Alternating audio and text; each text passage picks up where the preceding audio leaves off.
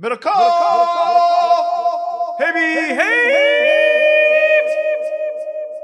I think there's a third one that deserves to be in there, John.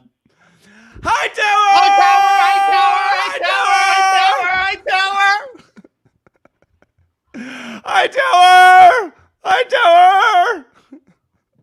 He did it. He fucking did it. Hightower.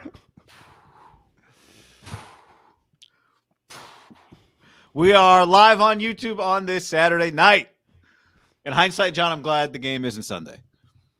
To everybody listening to this podcast, it's good to have you. This is Saturday night after Niners-Packers. Woo! Wow. That's, I did not believe they were going to win until they blocked the punt. I had my faith level was at probably 20%. I just heard some fireworks going off in the background. People are fired up. But I tweeted this out, and I know you and I philosophically view football very similarly. That is peak NFL. The weather, the venue, Lambeau, the cold, the bodies dropping. I mean, every play, star players, Kittle, Trent, their guys, limping off the field. That game felt like a war zone. That game felt closer to 80s and 90s football, right? Because that's just the way it plays when it's freezing cold. And the Niners, for whatever fucking reason, under Harbaugh and now under Kyle, are just built to compete in that environment, which is insane because it's actually kind of chilly today, but it was like 60 degrees. It's just they go into these environments that are war zones and freezing cold, and they just throw haymakers. And they get hit too, but they can take it. They can just take it directly on the chin. Mike Tyson, the famous line, everyone has a game plan until you get punched in the mouth. The Niners consistently over the years with their great Harbaugh teams and now these unreal Kyle playoff teams. Because this team wasn't unreal during the regular season, but what they're doing now is fucking unreal.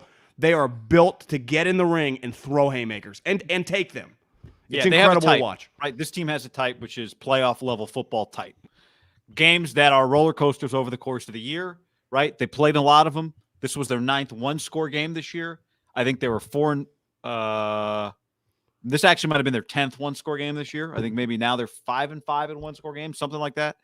They play sometimes in games, this particular team, against teams that shouldn't be close against, but they know how to play in these games. I think about the physicality of the 19 regular season. The 19 regular season was incredibly physical.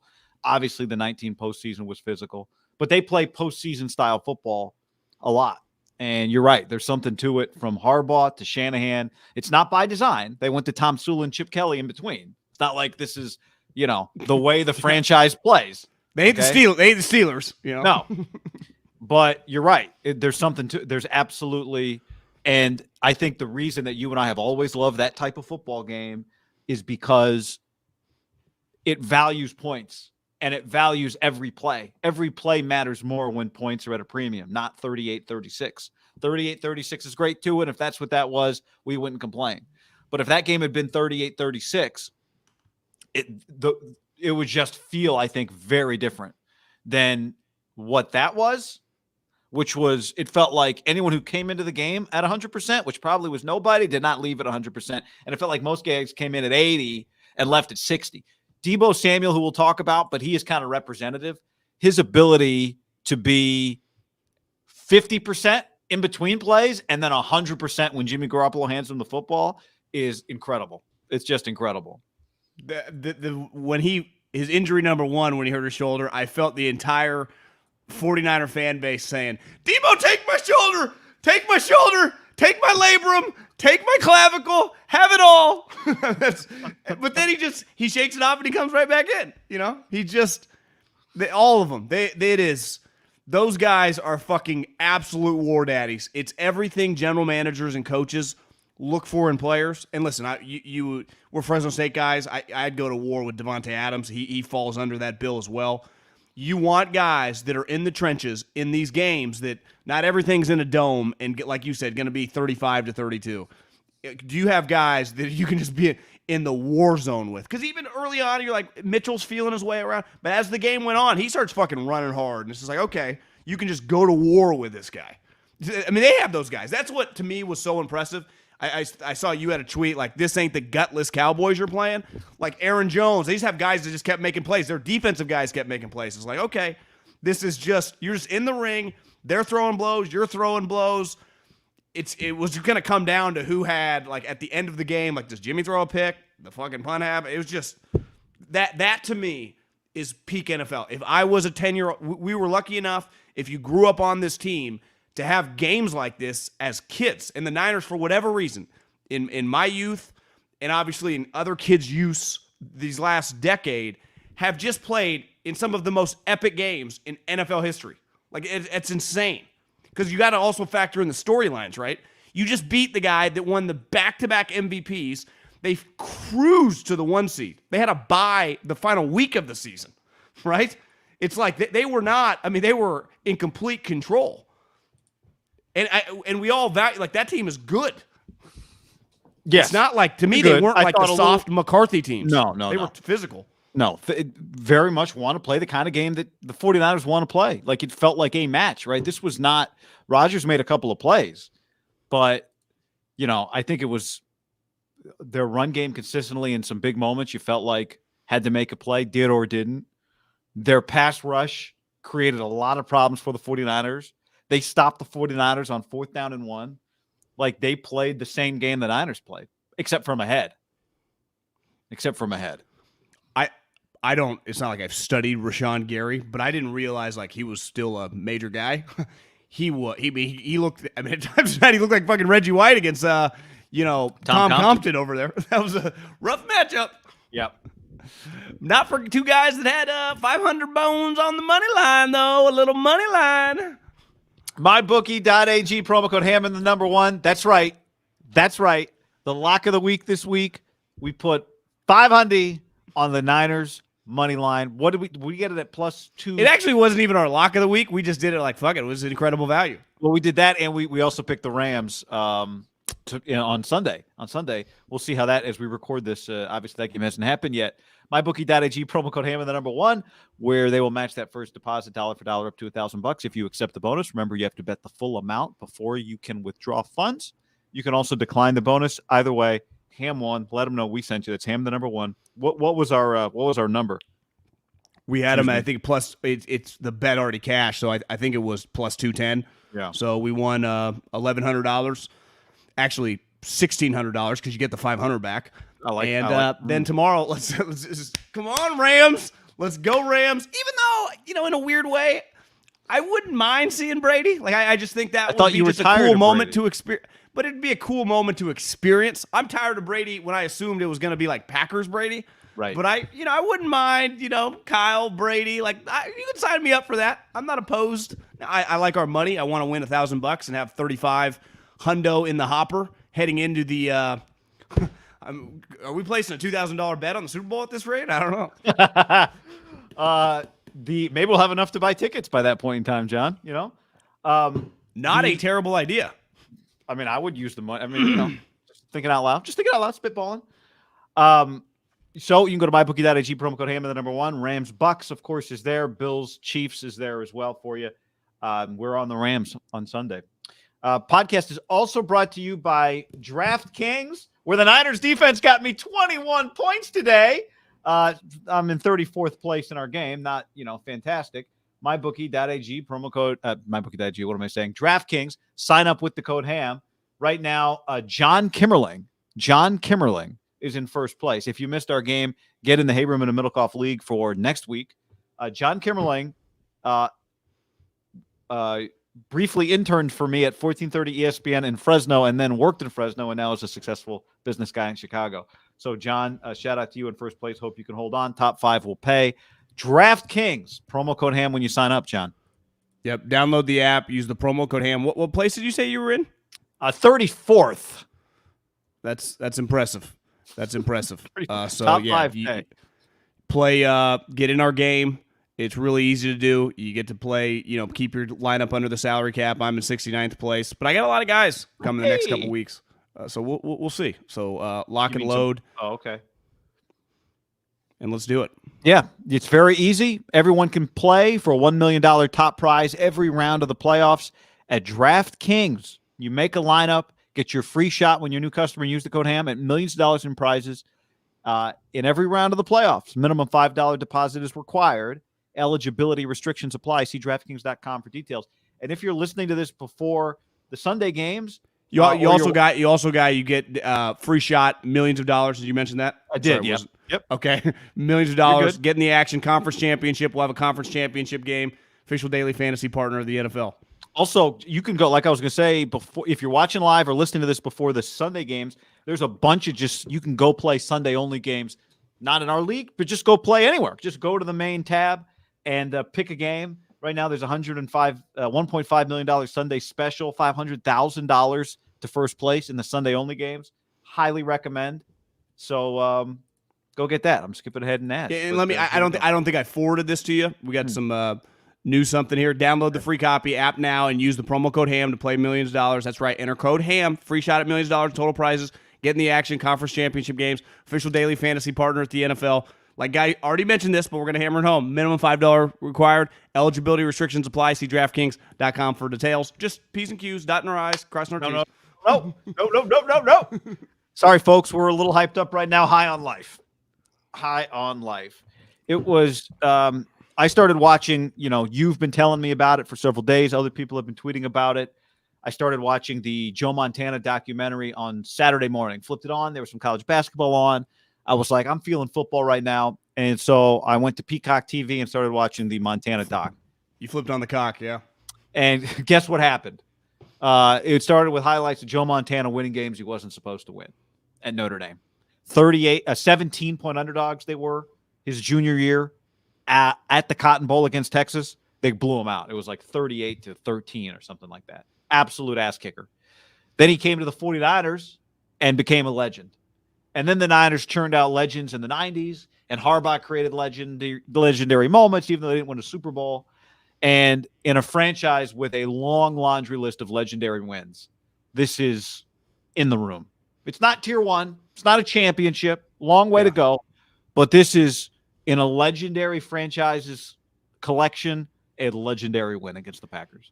Yeah, I mean, the Bengals Super Bowls where he came back a couple times, they obviously had some blowout Super Bowl wins, the one that I remember. Those are in their own tier. Anytime you go to a Super Bowl and win the Super Bowl, there's nothing like it. I would put, though, any playoff game, just because of what's on the line, first, second, or third round, like you can have, like Harbaugh's legendary win at Green Bay, even though it was the first round, was incredible. We went like that was just, it was mind-blowing how badass that win was. I actually think that was the most impressive win of the Harbaugh tenure. I think tonight, at Lambeau Field, against the number one seed, and the way the last month played in for them to get in, how they won the playoff game last week, is the most impressive win. It's more impressive than the NFC Championship game against the Packers, because that Packer team wasn't as good. Now, obviously, that win got them to the Super Bowl, and this win only gets them to the third round of the playoffs, where they're still 60 minutes away from the Super Bowl. This win, though, in a vacuum, what we just witnessed was on the road, the elements, the way the game started, Guy, to take, like we talked about to open up the show. You're in the octagon, and they take a fucking headshot, 7-0, and you're just like, oh, my God. Davante Adams killing them. You're like, how are they going to score with these guys? And then he just held it to 7-0 for like the next 30 minutes. And it was just, they just held it. And that was Harbaugh-like. Because this defense, it's weird, doesn't quite feel like that, though they've kind of turned into that. The way they're playing right now is remarkable.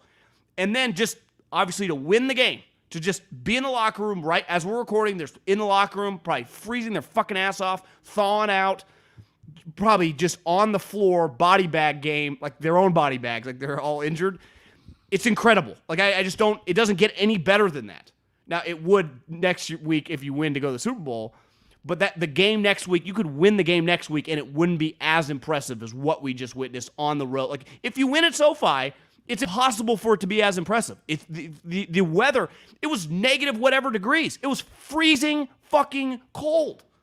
To me, that's that game. I have so much respect for every guy that participated in that game. If I ever meet a guy on the Packers one day that's like, Yeah, I was a special teams guy.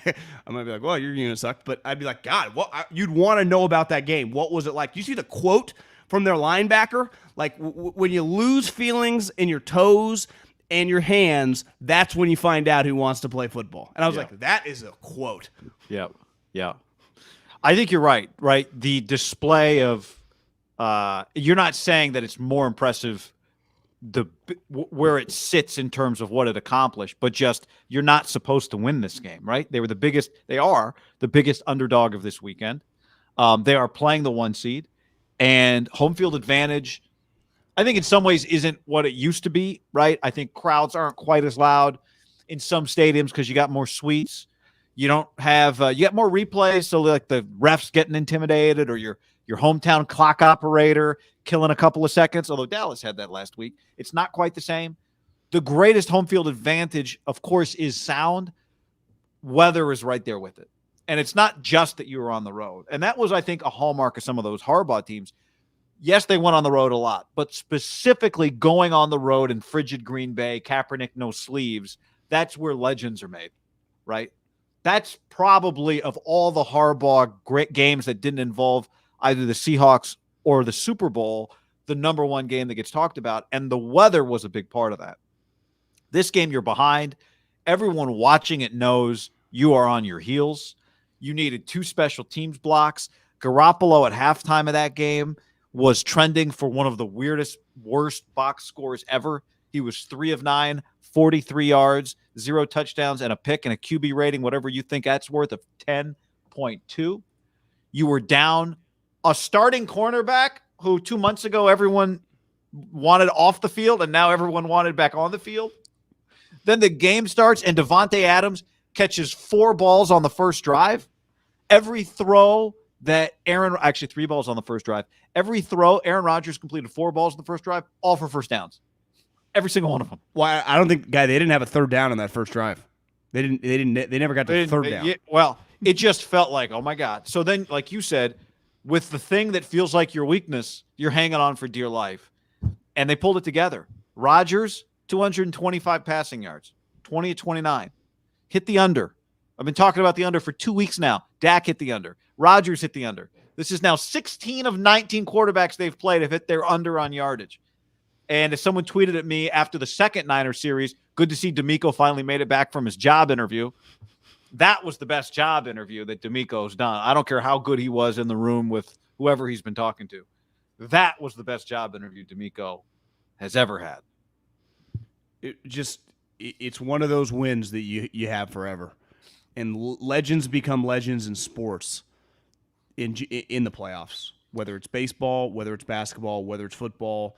In tennis, it's the Grand Slams. In golf, it's the majors. They just are more important. It's not arguable. It just means more. There are more people watching. It's why I think during the regular season, the primetime games can just feel bigger, right? Sunday night, Monday night, because they are standalone environment. And there's nothing like the standalone environment that is the playoffs, because it's the one and done factor. It's just March Madness. I mean, you lose, your season's over. And the amount of people now that just consume the NFL. So those 2 brands, I mean, I'm thinking of watching this game. I mean, you're talking about 2 of the biggest brands that we have in American sports. And I think one thing that makes the Packers so cool is they're this little town. I think you talk about the box and just the changing of sports, the venues, and I think Levi's plays a role in that. And definitely, if they play at SoFi next week, that is the modern day version of everything that Lambeau is not.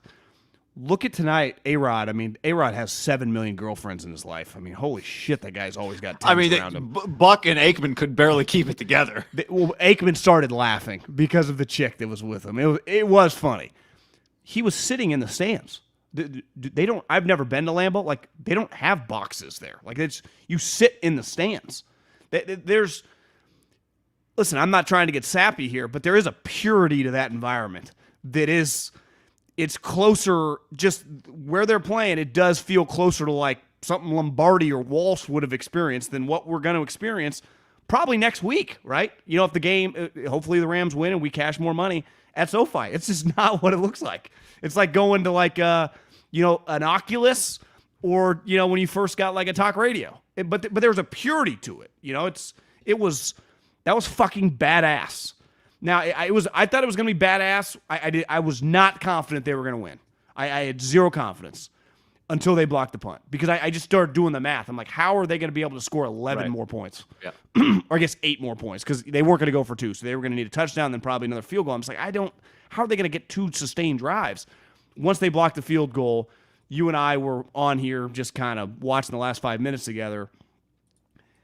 I'd say it's got to be, I mean, it's one of the more game-changing plays, I mean, in the history of the franchise. Now, you had a name for it. It's, they have some legendary plays with, I don't know, some of the greatest players ever. These are role players as part of special teams, but just that play. And I would argue the field goal block, we'll get into Hightower, but it's just, now Jimmy Ward is a starting player for a team, and he's been a starting player on a Super Bowl team. Like, people know who Jimmy Ward is, like in the NFL, let alone the 49er fans. But those two guys doing that, having that moment. Just whenever a punt is blocked, I would say field goal and punts are blocked. It is a jarring play, right? Yes. It's just a jarring moment. Because they happen all the time, and it's just always kind of business as usual, right? Some guys rush, some guys block. Nobody really gets anywhere. Everyone agrees to run the other way, right? And that's not what happened. And then the other thing is the ball's loose, and I'm trying to think wait, does it have to go past the line of scrimmage? What the hell's going on here? I'm thinking Ryan Machado. Remember the block? And it was like, can they touch it? I was like, what are the rules? I didn't want to say it. I already said it once on the podcast 2 years ago, and he immediately DM'd me.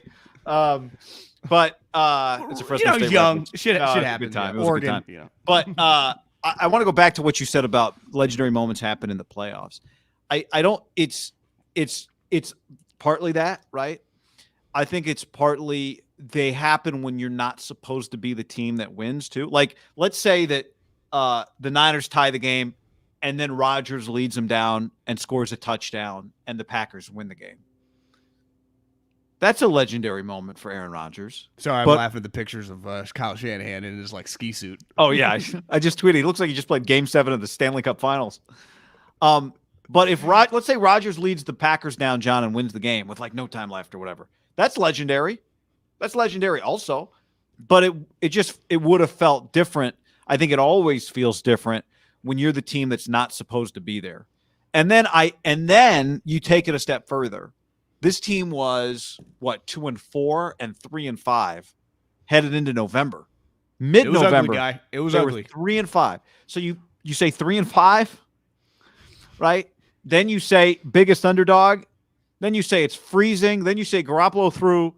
I'll have to check the PFF numbers, but here's PFF Haberman here to tell you about 5 interceptable balls. I don't know if those are the official numbers, but it felt sketchy. But I think that goes back. You don't like the out flat route to running backs or just standing there with the DBs running full speed? I prefer it from the opposite hash off of back foot. That's actually when it's perfect. Troy's like, just look. You can pick it off. Just look. So what I always say, Stokes would have taken it to the house. Oh my God, when he wasn't looking. This is when you said earlier, when you said it's better than the NFC Championship win against the Packers. I think the other thing is, and I always say this. Yeah, I agree. I do agree. And I think it's like that game from the jump, everything went their way. They kicked their ass. And sometimes those games just happen to you and you take them and you did it and you get credit for it. And they were also favored at home, like you said. Yeah, for sure. And this Packer team is better than that Packer team was. And that Niner team was better, I think, than this Niner team. There's been some internet arguments. You remember Joe Staley came on our show and maybe among others said this is better than 19 team before the year. And halfway through the season, it's like, well, it's not even a conversation. But all of a sudden you look up and you're like, damn, I mean, this team's pretty damn good. Well, Deebo's better than anything they had, and Kittle is a better player now. I mean, there are some arguments to be made. A lot of the defensive guys are back. They're missing Buckner, but my ultimate is he coming back or no? Well, what about Kinlaw? Is he eligible next week, or is he microfracture? I think my ultimate point though is just that when things don't go perfectly, like those are the moments when legends are made, right? All these Montana games that everyone talks about are not the ones that he led 31-13 going into the fourth quarter. It's the ones he trailed 31-13 going into the fourth quarter. Well, how many episodes of that did you watch? Did you get to their Super Bowls? like when they beat Marino. No, episode 1. I've just gotten through his college, which is his crazy story. But like, you don't really, do you notice the Super Bowls that they really talk about with Montana? And you and I we lived through a couple, but we were 2 or 3 years old. Are the Bengal ones where he makes plays to come back? They do not mention him beating. I mean, it's a moment, but like what the game was like against Marino at Stanford Stadium. You know why? Because they beat the living piss out of him. Like that, the defining game for Joe are the catch, or even Steve. The defining game for Steve was beating a Cowboy team that had beat him back-to-back years. The throw to Terrell Owens, right? Some of the games with Favre that you remember, some of the games with Peyton Manning. The number one Peyton Manning game I'll never forget is when he's down 24-7 at halftime against the Patriots in 2006. And he brings them back, and they end up winning he wins his first Super Bowl. Like, you become a legend by winning games that also, whether you're favored or not, like, are you down in the game? Is there a moment when everyone that's watching the game, and these playoff games now, it's pretty clear, like, listen, I'm rooting for Andy Reid tomorrow, but I'm an NFC guy. I just feel like the NFC is just bigger. I could be wrong. We'll see the ratings, but I'm an NFC guy. Well, if the NFC is bigger with a Saturday night game, it's inarguable. I mean, Niners-Packers, pretty big. So you just get these moments on the road. You never forget the playoff wins when you're down, because every single human's thinking there couldn't have been many humans. There weren't any 49er fans, unless you're like family of the team and you can just stay optimistic. They weren't thinking we're going to lose this game. And every Packer fan has to be thinking like, we're going to win this game. Guys, they were driving up 7-3 in the fourth quarter with like 8 minutes left. The Packers had the ball. And I'm thinking, if they score a touchdown and go 14-3, the score is going to say 14-3. It's going to feel like 35-3, and the game's going to be over. Yet somehow they had like this penalty. It was like second and goal at the 5. They got this penalty, brought them back. Then they tackled. I think Davante Adams, Emmanuel Mosley had the sweet tackle. Then they got a sack, and they held to a field goal. And all of a sudden it's 10-3. And even 10-3 felt not like just 21-7. Arik Armstead's first of back-to-back third down sacks on the last 2 Packers drives. But even when it was 10-3, you're feeling like you got a chance just because of the math. But it was still, it was your typical like mid-October 7-point deficit, right? 10-3 felt bigger than 10-3. And Packer fans had to think, we're in the driver's seat. How are they going to score? They can't really move the ball. They only have one real pass play. It's a slant to Kittle that they probably didn't call enough. No, they did not. You know? And it's just like, even if they do get these scoring drives, it takes the Niners a long time. Because I looked up. I was like, oh, I wonder what time we're going to start. You know, it's the middle of the fourth quarter. And I look at my clock. It's 7:30. And I'm like, God, this game's going pretty fast. Because I just, you do this long enough, you know the times of like a typical Sunday night or Monday night game, that midway through the fourth quarter, you're talking like, it's usually like 8 o'clock. And I'm like, well, there's just a lot of run plays. It's just, it was just the intensity of them being down. And somehow, I still, probably 30 minutes removed, they won the football game. And the biggest reason they won the football game is because of a unit that I think we've started an internet revolution and a movement that had merit and we weren't pulling it out of our ass. I actually got to the point where I've started to feel bad, but I watched the unit over and over. They're so terrible that it's like I don't totally feel bad. This is the NFL. But then all week, when I've heard about, the Packers unit is even worse, I'm just thinking to myself, it's going to be really hard. If at anything, they're probably neutral. They're both really shitty. And somehow the game happened. It's like the 49ers special teams unit and Hightower is dramatic. He looked like Bill Belichick compared to their unit. That's crazy. The special teams and Richard Hightower won this game. They cannot win the game if they don't block the field goal. That was a 3-point swing, which, could have been even worse because fucking Jimmy, they're calling timeouts, throws the pick, and then leads it. That was an incredible moment to end the half. But the punt, that won them the game. The punt block won them the game because they were not going to get 7 points. They did not have 7 points in their offense. They went 60 minutes, and they could not score 7 points. No offensive touchdowns. They just won a playoff game on the road with 0 offensive touchdowns. How many times were they in the red zone? Just the one time? Maybe a couple times. Baby zone. Well, no, because they had 2 red zone They had 3 red zone penalties. Also, They had the interception and they had the Robbie Gould field goal. Yeah. They had the offensive face mask from Dorsey Levens, Elijah Mitchell. They You had like that call? No, I hate that call.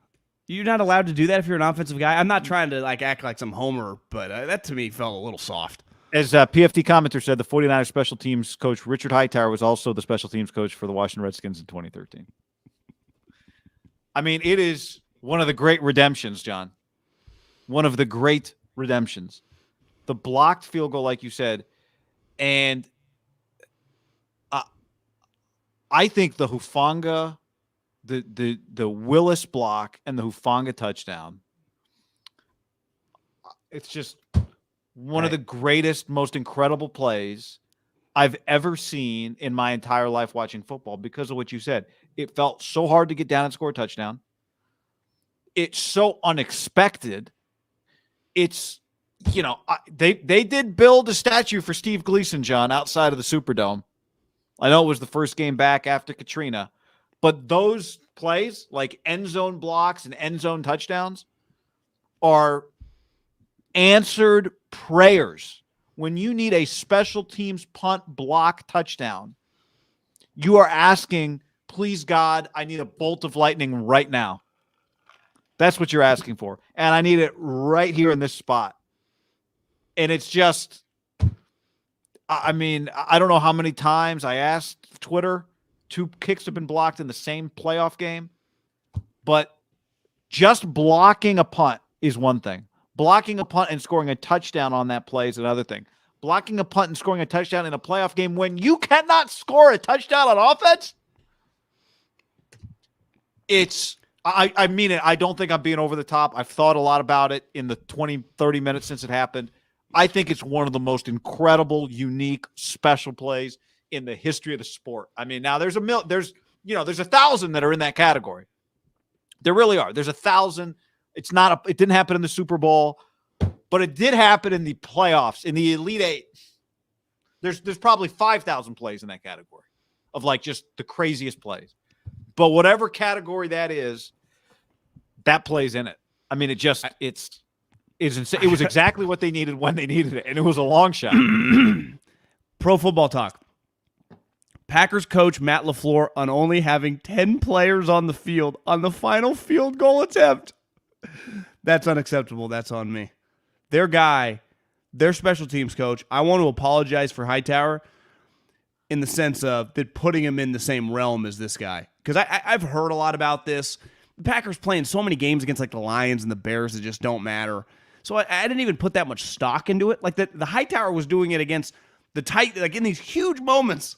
They were cruising to wins. It's whatever. You get a punt blocked and you win by 30 points. Right.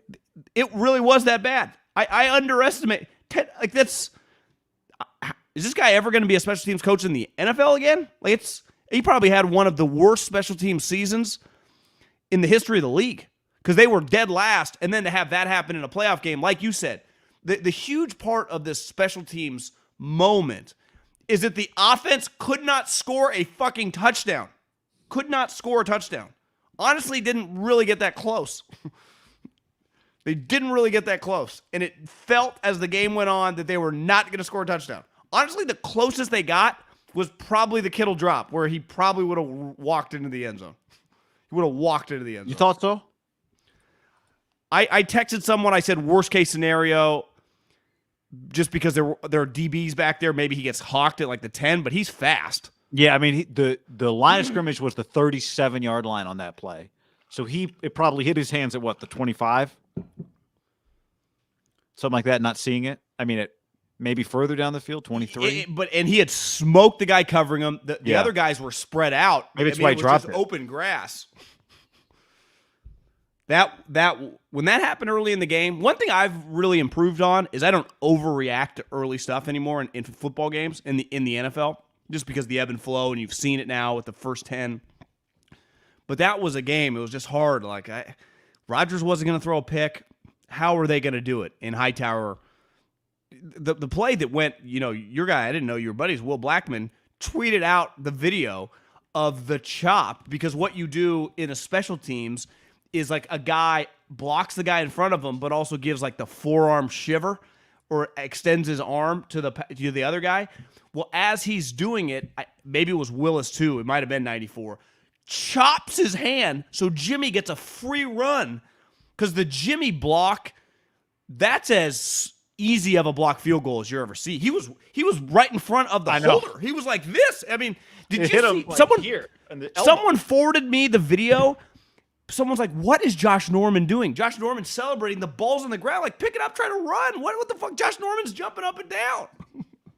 I got a text from everybody that was like, "Josh Norman, leave him at halftime. What's he doing?" I did a New Mexico-Utah State game with Will Blackman. You missed that one? Day after Thanksgiving? I don't think I caught many snaps. 10 a.m. It was a 10 a.m. Day after Thanksgiving game. But the chop of the hand. It was incredible. That's where I give Hightower. Somebody in the chat. Who was that? I don't think that's just a random, ad-lib play by the guy, right? That's schemed. It's taught, right. Now, somebody in the chat earlier said Jared Willis, the greatest Willis to ever wear a Niner jersey. Do you see Patrick Willis on Twitter was calling for Trey Lance? Yeah, that's something I don't. Oh, Deebo, he's walking around, happy. Okay, he's moving. Yeah, there's also I appreciate somebody fell death pasting a Mayoko tweet. Trent Williams in the X-ray room. He's on crutches. So we'll get by the time again, if you're listening to this, you might already know what the news is. And the news is Trent Williams is going to become the first player to play in a foot cast next week. How about the 4th and 1 play that did not work? Sorry. Anyway, with special teams, Deebo. Do you think it's Kyle's decision to put Deebo out there and kickoff return? Like he says, do that here, or do you think that Hightower makes that call? I think it's kind of all three of them. I think Deebo's like, hey man, I'll do it. I mean, it's just something he was great at South Carolina. Kyle has to okay it because he's a double whammy. He's the head coach and he's the play caller. Well, his plays all revolve around this guy. I got to think the first one coming out of the locker room to start the second half is probably just, hey, we're going to have Deebo return it coming out, right? And maybe that's a really the plan good return. Is that possible? A plan all week? Yeah. We defer. We've been deferring. We come out of the half and we go to him. Yeah. Why is Kittle in jeopardy? Well, he was limping around too. I don't know. We're trying to do a show here, so we appreciate you guys hitting us with the updates from Twitter. Hightower, can you give me one? I'm just fill up a little water. I just need a little. Yeah, water. go get water. But while you're gone, just think about this question: does he have to be back now? No, it's not okay. Enough, all right, go get your water. Like and subscribe, people. That's what Raylan says. Ham is where it's at. Ham, for those of you that are new, I've had people ask this because we've been going at this for a little while now. What does the A in ham stand for? It's the and. Haberman and MIDDLEKAUFF. But if you guys are here, I see a lot of you here. This is a great Saturday night. Please hit that like button. That helps out the show big time. Hit that subscribe button. If you have not listened to our podcast, actually, that needs to go down in the description. I will do that right now. You can always catch that as well. However you do your podcast thing. So let me do that as we're sitting here, just to make sure it doesn't get lost in the shuffle. I'm watching George Kittle. The 49ers tweeted out videos of all these guys running in. Yeah, obviously, post-game. I mean, he's running around. Okay. Now, the Trent, someone tweeted like late in the game, like they just had a chip on Trent's side. Like Trent was hurting, Yeah, he was clearly battled through like a bad MFer he is, but he was in pain for a lot. Looked like his ankle. I don't know what it was. How about the play where they shifted him? I mean, they did it twice, but when it actually worked, and he absolutely hit a guy that was already engaged, and that guy flew. I can't, it doesn't look like it's moving that fast just because NFL, he's a bigger guy. Can you imagine the power and velocity that player on the Packers felt when that guy connected? Why are you holding me up for this? I would imagine he'll tell people this week, I have never, and this guy's an NFL player starting for one of the best teams in the league. I bet he's like, I've never come close to getting hit that hard in my entire life. He flew. And then he hit another guy. And the Niners guy kind of flew off to the side too, Dwelly. He loves a good Dwelly? shift. Oh, by the way, can we add one other thing on Hightower? Yeah. Robbie Gould made the kick. Robbie Gould, I mean, I know it wasn't, tuck rule level snow, but I saw Grant Cohn tweeted a video pregame of Robbie warming up, and he kicked one from the 40, so a 50-yard kick that came up, like, I don't even think got to the middle of the end zone. So you and I were, before we started the show, we're watching the game, sitting here talking to each other, yelling at each other, and we're trying to figure out exactly where can he kick it. And after I think the first or the second down play, maybe it was after the first down play, Hightower goes to Robbie and asks him, and you said you could read his lips, and he said 55. Well, I think I could see Hightower ask him, and then he goes 55, and he shakes his head, and then he walks away. So I think he just repeated what Robbie said to him. So, I mean, maybe Robbie, pregame, you're cold. Now he's warm. You got some adrenaline. But he kicked it. It was straight off his foot. But given the video I'd seen and given that none of the kicks for either team were getting to the end zone on kickoff return, I kind of held my breath. Like, is the ball going to get there? He obviously knew because he ran off immediately, arm in the air. Like you said, walked it off like he was Kendry Morales before he jumped on home plate and broke his leg. And he knew it. I mean, Robbie Gould has been low drama and nails for them. He's had an incredible season. He's been awesome. Now, he was good before. I don't – it's like I'm not going to go over the top on Hightower. But, for Robbie. But it's just – it's an underrated part on a team that, we saw the Cowboys, and they were going through it with Greg the Leg. Like, what's going up with him? The Niners have – it's like a bullpen, or guys that can just hit free throws. They have not really had to worry at all. Like, he's come out. Now, he makes us nervous, and I think some people get nervous, but he has hit all of his kicks. I can't even remember why I get nervous. Me either. He's hit all of his kicks. That's got to be the biggest kick of his life. I also think this guy, back to the legendary win, anytime you walk off a game, like you end the game, especially on a field goal with no time left on the road, it just doesn't happen that often. In playoff games. No. Walk-off field goal. I mean, it happened. It's the reason the Bengals was such a big deal, even though that game felt kind of like junior varsity compared to the night game, just in terms of the brands and everything. But to the Bengals, walk-off field goal on the road, it doesn't get much better than that because there's no such thing really in football as like walk-off touchdowns. It's just hard. Most times, like what Renfro, remember, like even him, I think they still had to kick off. Like most times there's a little time left on the clock, or maybe there's a touchdown with like a minute. But walk-off field goals are something very, very consistent in football, in college and the pros, right? It's the equivalent of a walk-off home run, hitting the final putt on 18 to win. Like you just walk it off. Or you miss it, and it's just a devastating blow. And when you walk off a field goal on the road, I'd argue that's the sweetest play in football. And usually, like, how you get there, it always depends. Like, do you have a sweet drive? For the 49ers, they got a huge Deebo play to get them in position. Because we're doing the math. We're like, can he hit like a 56-yarder? Can he hit a 454-yarder? And then Deebo gets the first down. Yeah, are they going to be in a position where Aaron's getting the ball back because they're too far to kick it, but they go for it on third down? And they didn't have three timeouts, so the Niners were kind of dictating the terms. And then Deebo has the play, but then someone falls on his ankle.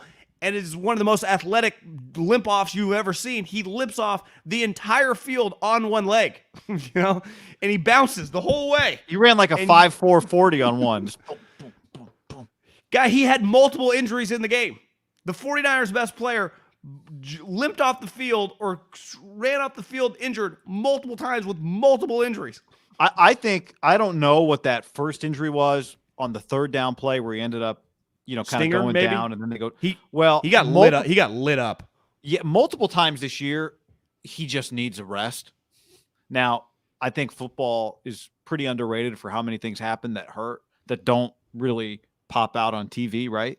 I think on the second injury on that big third down run, he got a helmet right to the thigh. Maybe took a couple steps and then it deadened up on him. It's freezing cold. But we've seen him multiple times this year. He's returning kicks. He's carrying the ball. He's a decoy on like every other play that he doesn't get the ball on. So he's blocking. We saw multiple times him blocking. He's catching the ball. He's running 100 miles an hour. He's getting hit from every angle, holding on for dear life as they try to strip the ball. So I think he gets absolutely gassed. Like, he gets pushed to he is climbing Mount Everest, pushed to the limit, his body.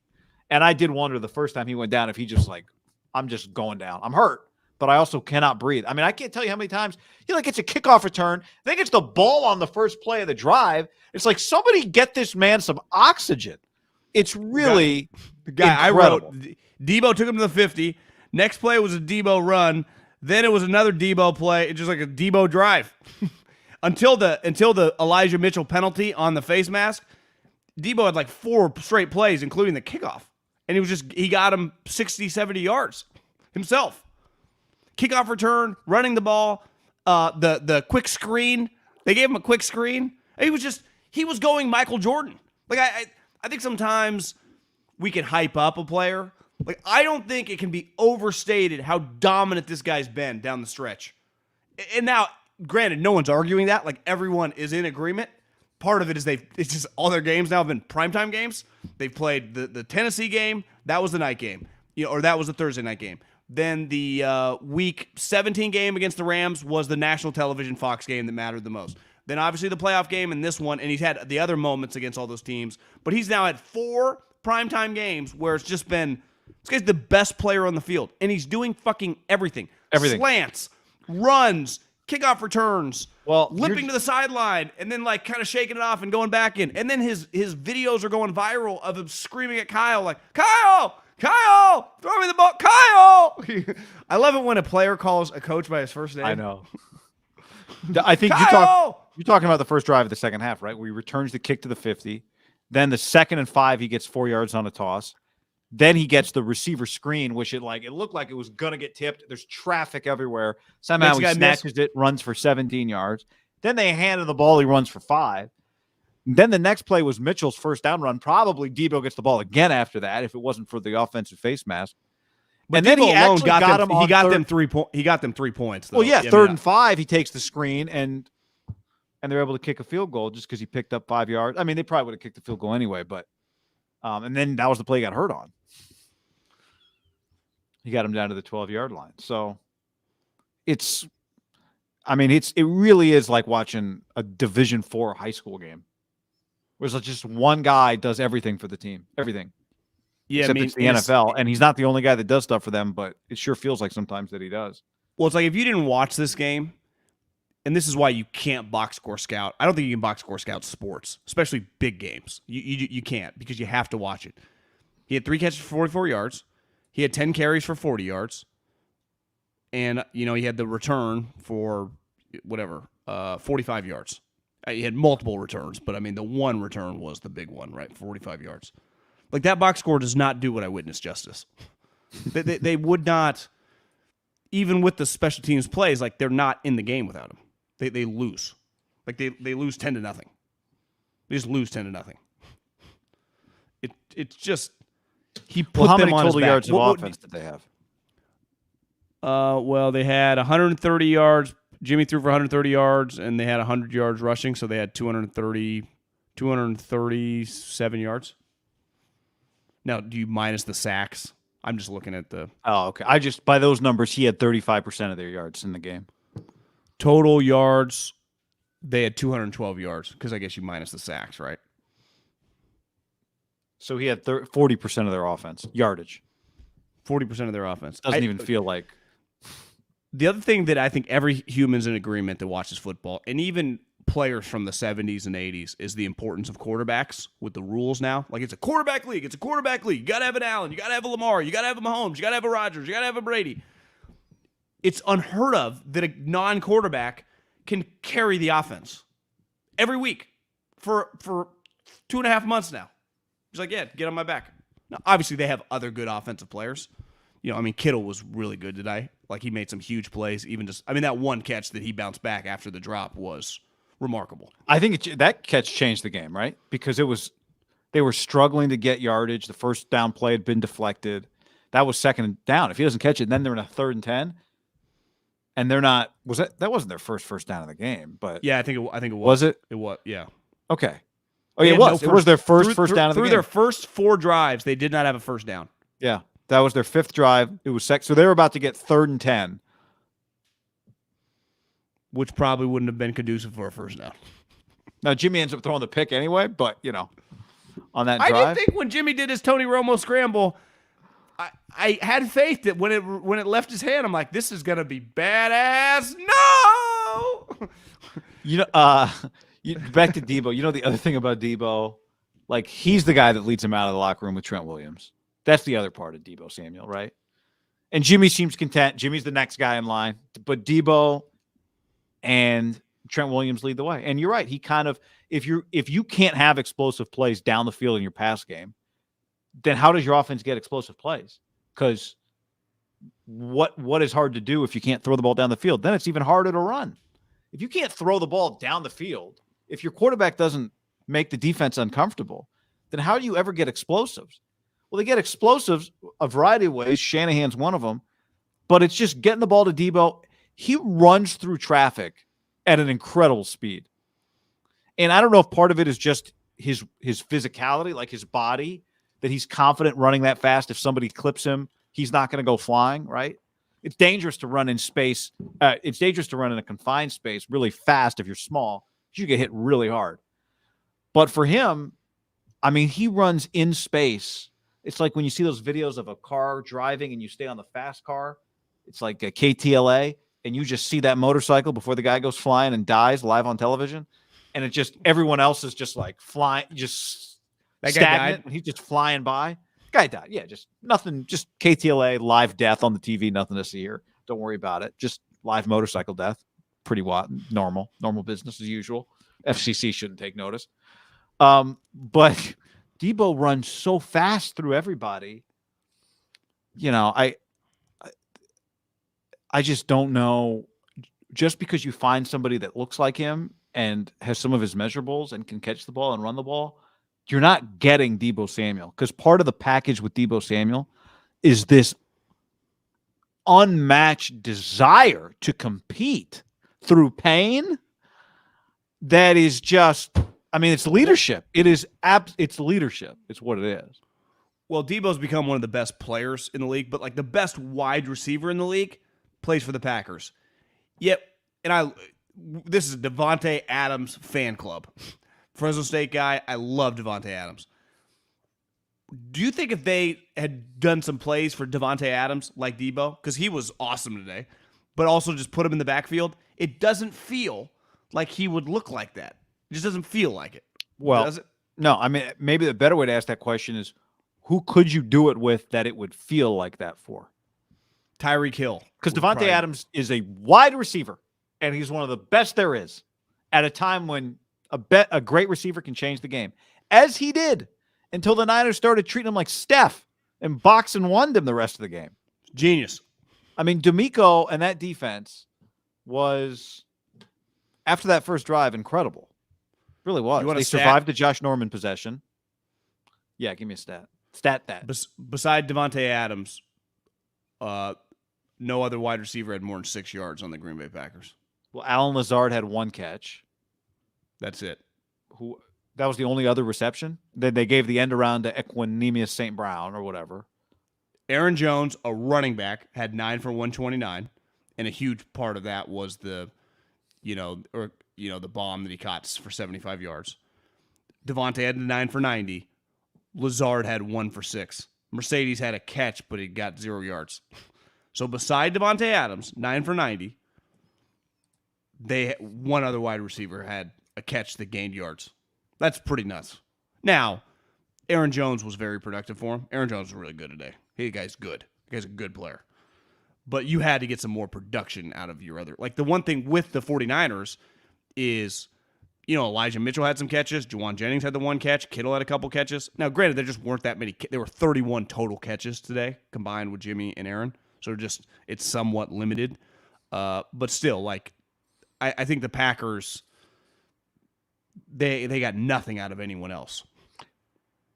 Is it possible that D'Amico Ryan's a better defensive coordinator than Robert Saleh? I don't think it's out of the realm of possibility. I mean, the 2019 team was second in the league in points allowed. Sorry. The 2019 team was 8th in the league in points allowed. This team is 7th. The 2019 team was 8th in the league in points allowed. This team is 9th. Okay. The 2019 team was 2nd in yards. This team is 3rd. We don't fact check here, so who cares? I think this team definitely has more challenges in terms of its secondary. And I don't think you can give D'Amico all the credit. Obviously, Chris Kasarik is one of the best at what he does to ever do it. I mean, it's just wave after wave after wave, right? He's making guys that no one's ever heard of. Well, he does for D linemen what Kyle Shanahan does for running backs. Who are these guys? Who are these guys? Besides Arik the two Armstead, of them. like you said to me, you said it. And Arik Armstead's having the best year of his career, it feels like. He is dominating right now. He is, you want him on your team. He was not, I actually thought he was a little overrated in 19. He is not overrated right now. Like he is a dominant force. Obviously, Bosa is an incredible force, but they are doing, the rest of the 6'7" guys are not people that are highly, if we just like got access to like 10 NFL teams, give you their rankings of defensive linemen around the league. Like the Niners group would not be high beside everyone else. DJ Jones, a solid player, but definitely the pass rushers, Jordan Willis, Ebukam, like they got these guys for nothing. They're scrap heap guys. Arden Key, Omenahu. Sorry, it's nuts. It's D'Amico. I don't know if it's out of the realm of possibility that he gets offered a job. I mean, what we don't know is how he interviewed. But he's got I'll the tell pedigree. you, he's really smart and he's a high-level guy. I can't imagine he didn't interview poorly. He's Yeah, a player. The other thing is he's a player. Yeah, he's got one advantage I think he would have. He's talked to a lot of people as a player, right? Media stuff, interacting with coaches. Like a lot of times, I think when coaches interview for the first time, like D'Amico met.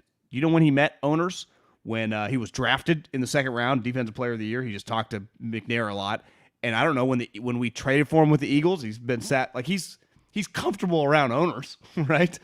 It's kind of unique. I actually think sometimes players that make the transition probably crush some interviews, right? You just feel very like everyone's making fun of McCown. I bet McCown's pretty comfortable in an interview setting. I'll promise you that. I bet Mike Vrabel was like, God damn, this guy's impressive. Yeah. Yeah. Well, sometimes if you're a coach, that's all you've ever had. That's the only way you've made. Like D'Amico made like $50 million. This right. Isn't the end all be all. No, and his identity, like this is not going to be his only shot, right? He's pretty confident in that too. How many head coaches is Kyle going to produce? Well, what if was Mike McDaniel going to get a job this year? Do you feel like D'Amico is now locked to be a head coach within the next couple of years? Yes.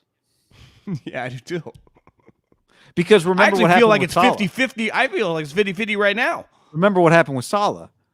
Like 19 was so much momentum that after 20, they weren't as good as the year before, but he was just so high on the list. He was the number one candidate. Here's the other thing.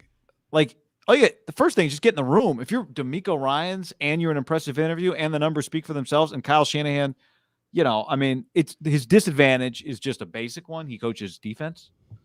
Not offense, right? If he was the offensive play caller, he'd been a head coach. Like they would have hired him the second the Niners lose, walk off the Lombardi Trophy or whenever their season ends. Immediately, that might happen anyway. But I mean, it's just to me with their secondary, it's a credit to them that Ambry Thomas missing the game was a negative. Because it actually gotten to the point where you felt like he was a valuable player for them. So they built him up enough that it hurt to lose Ambry. Then they've got to play. Josh Norman gets his moment. One-on-one with Davante Adams. And he was a trail technique, John. As is normally the case. Stay in his hip pocket. I don't know if that's true or not, but he was right there, and you hold your breath, and there was no flag, and you live to fight another play. So, I mean, they just what they do with their pass rush, like you and I talked about during the game. I don't love all the moments they choose to blitz and how they choose to do it.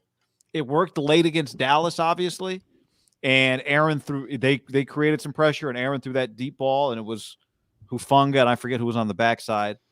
And it was, Aaron throws a gorgeous deep ball, and it's normally on target, and that's as off target a deep ball as he's going to throw into double coverage. It's just not typical. The ball hanging in the air. Maybe he was thrown into the wind a little bit too. Pressing a little probably then too. Starting to feel like this thing's getting a little tight, right? Well, I think it's a great point.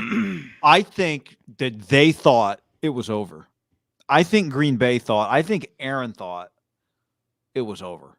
And when they were knocking on the door, it looked like they were going to score a touchdown and go up 17-3. They eventually kicked the field goal after he gets sacked by Armstead. It's 10-3. But they're at I think it's before their 1st and goal play, and Aaron kind of comes to the line of scrimmage and just kind of got this smile on his face, like I'm in total control, which he is. He isn't like it's part of what makes Aaron great, right? Is like doesn't seem like his heartbeat elevates. And I thought the same thing. I mean, Lazard had the catch on 3rd and 3. It's first down. Then they get a false start. So it's 2nd and goal from the 10. They get 8, not enough. Then he gets sacked. Then they kick the field goal. As John Lund pointed out, they show A-Rod in the stands, A-Rod on the field, A-Rod in the stands wearing a Packers beanie, John. Yeah. But with an absolute just dime. God, A-Rod. Also wearing a Packer beanie. He could just find some women. I guess if you sign multiple $250 million contracts in your life and you're a pretty good-looking guy, you probably you walk into situations. And famous. Rich, famous, good-looking. Yeah. But he's just had a lot of girlfriends in his day. Yeah, he has. But, I don't know. I don't know if the Packers – I think the Packers had to be a little bit surprised how hard it was for them on offense after that first drive. I would agree. They didn't have, they didn't have MVS in this game. Valdez-Scantling was out. Bakhtiari was out. What isn't a huge part of football? Football. The NFL is such a scheme league. It's why I've really learned, doing this where you really talk. Like when I scouted, you weren't. I was like thinking about my takes. What's going to be. You realize that first couple drives aren't always indicative as the game because good coaches adapt. The highest scoring rates are on the first drives. Yeah, so they immediately changed their coverages of Davante. They were throwing multiple guys at him. They were like buzzing Jimmy over there to like play underneath with the corner behind him and just doing different things that they didn't do on the first drive, which, the one thing you never know unless you were like on the staff or a player, and I wonder if staffs even tell players this, that like you set teams up, like just show them this and then maybe they get comfortable and then we'll flip this. Now, in playoff games that can be risky because every play and every touchdown is really valuable. And you saw this game, like in this game, that first drive that they scored a touchdown was extremely fucking valuable. That was the score of the entire game. It was 7-0 and then 7-3 for the entire game. Like that touchdown, you could say, well, they're throwing a little curveball. Well, that could have been the final score. Easily could have just been 7-3. Like that could have been the game, which is very, very unlikely in like the history of the sport. Most times there's more than like that's not going to be the final score. I saw that the score potential for 14-8 that's never happened in the history of the league was on the table. Scorigami. But D'Amico, now part of it is he did inherit really good players, right? I mean, they have just the core guys of Fred Warner, who's a max linebacker who early in the game when the offense was atrocious. I mean, let's face it, they were really bad. They were not gaining any yards. They were not gaining first downs. No first downs. I mean, 4 drives, no first downs. Struggling to get were they going to gain a total of 100 yards of offense? These are the thoughts crossing your mind. Nick Bosa, who got a concussion 5 days ago or 6 days ago, and Fred Warner, who had an injured ankle. I thought those two guys specifically in the first half were kicking the shit out of people. Fred Warner, did you notice how hard that guy was hitting people? First play, was it the first play of the game? It was definitely early in the game. Maybe the first drive of the game, he had a tackle on a run play. You're like, damn, Fred's coming to play. It was the third play of the game, yeah. But I thought he had several plays throughout the game where it's like, Fred's kind of bringing his inner Willis Bowman in this thing tonight. Because you didn't really notice the other linebackers as much as him specifically, but those two guys which were after last week, it's always cool to win a playoff game. The number one conversation was like, well, can they get their two best defensive players back? And they did. And they showed up to kick ass. I mean, how about the play? And I think even Aikman's like that effort to chase Rodgers down. And they showed the slow motion view, and Nick's just like, whoo, whoo, whoo. And then he does I love it when I love a good arm swing to hit the shoe, and they do falls. And I bet Rodgers a lot of times, like, maybe if Bosa on the high end, not everyone catches him right there, and that's 6-7 yards. That was a huge play. Yep. But it felt like paws just swatting at his ankles. How good is that guy? That's just, when you draft a guy number 2 overall, your hope of all hopes is he turns into, Davante Adams or, Trent Williams. But the history of the league would tell us, like, if you just get like a really good starter, you're going to be okay. I know they really liked him, and everyone was really high about him. Even Steve Keim said when he drafted Kyler Murray, it was very, very difficult passing on Nick Bosa. He's better than advertised, and the hype on him was high. But he's better than the advertisement on him, and he had more hype than his brother because his brother had already helped build the hype. He's a dominant, remarkable player. Well, and a couple things, as you know, you scouted. Not every pass rusher plays with the motor that he plays with. That's a huge part of his game. So I think that's one thing. And the other thing is, like, let's talk about the guys we're talking about right now. Deebo and Bosa. Like, these are guys that have had histories, right? Have not playing full seasons. In college and as pros. And this year they both delivered full seasons for Bosa coming off of a significant injury, right? Over the last 2 years, what he's been able to bounce back from. Yeah, you're right. I forgot he tore his ACL last year. So it's just, it's really impressive. It's really impressive. When you take away, I know, you can't do this, but let's do it. When you take away that 75-yard throw that Rodgers had to Jones at the end of the first half, which was a true blown coverage to a running back, right? It wasn't to me it was a layup. It's not like a bomb to Davante. Yeah. He had 150 yards passing outside of that throw. That was a 75-yard throw. He had 225 for the game. So 150 yards passing outside of that play. That's, even in the snow, that's really impressive. I do think, though, and this was my takeaway from that game, when you build a team, every single team, whether you play in the cold, a dome, the heat, you want Aaron Rodgers on your team. But when you have Aaron Rodgers on your team and you host playoff games, it's pretty clear the history of the sport, they play in these negative games. It neutralizes the passing game. Because I would say if they played this game in a dome, their greatest advantage is more to their advantage, right? It's harder. He made a throw today in the second half over the middle to 81. He just dropped it, just hit him. It's just hard to catch. It is hard. Like, I don't even blame anyone. I honestly, I wasn't even that mad at Kittle. It's hard to catch the fucking ball when you can't feel anything. It's really hard. And it's hard to play in that environment. And it's why I think, I want to get back into Kyle after we probably do a couple of ads, that when you build the team, like, you can win games in Lambeau. You don't need your quarterback to throw for 300 yards. Like, that's part of the reason Rodgers has lost all these games, and this is just another loss, and everyone's going to shit on him, because the guy beating him doesn't need to throw for 400 yards to outduel him, right? Part of, like, beating Rodgers, why it's so hard in, like, October, because he might throw for 400 yards, and they might score 32 points. So, like, can you score 34? And most people can't. Even good players. Like, I was a little off. Fuck, Aaron Rodgers is hot. That's just not the case. Like, the Niners were able to do that with that performance from James Garoppolo, who, now, I don't even, if I was giving him a grade, be like B-. A lot of toughness and grit, but, the pick. Yes. I mean, part of what you're trying to do. Maybe I give him a B. Well, I think part of what you're doing in those games, it's not necessarily that your quarterback's going to throw for 350. It is A, decision making, and B, there's gonna have to be a throw or two that needs to be made. Do you make it? And I think he knows what he's doing. His decision making is at times not in line with his physical abilities. Jimmy? Yeah, Jimmy.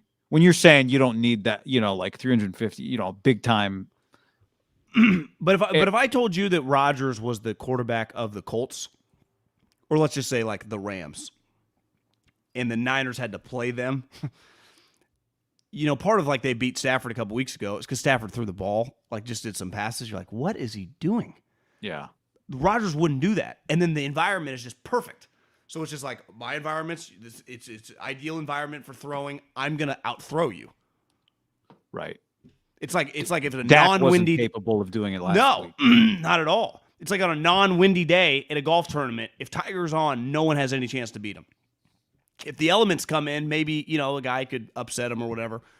The elements neutralize Aaron Rodgers, who is the greatest player in the history, the greatest talent. Like he's not the reason they lost. I thought he was good tonight. But he's not. It's impossible to throw for 300 yards in that, and as cold as it is. So the 49ers can just muck it up and ugly it up when they didn't have a first down for like the first 25 minutes of the game.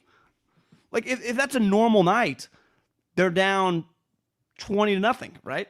Like if they're just playing that shitty. Yeah. If that game if the Green Bay Packers, it turned out worked in their favor, right? That the Cowboys play where the Cowboys play. The Niners had to score and come back in that game. And that the Packers don't play where the Cowboys play.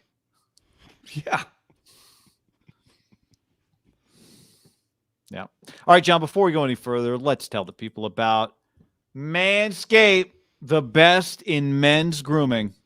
Manscaped.com, promo code HAM. When you use the code HAM, you get 20% off and free shipping on some of the greatest tools in the game.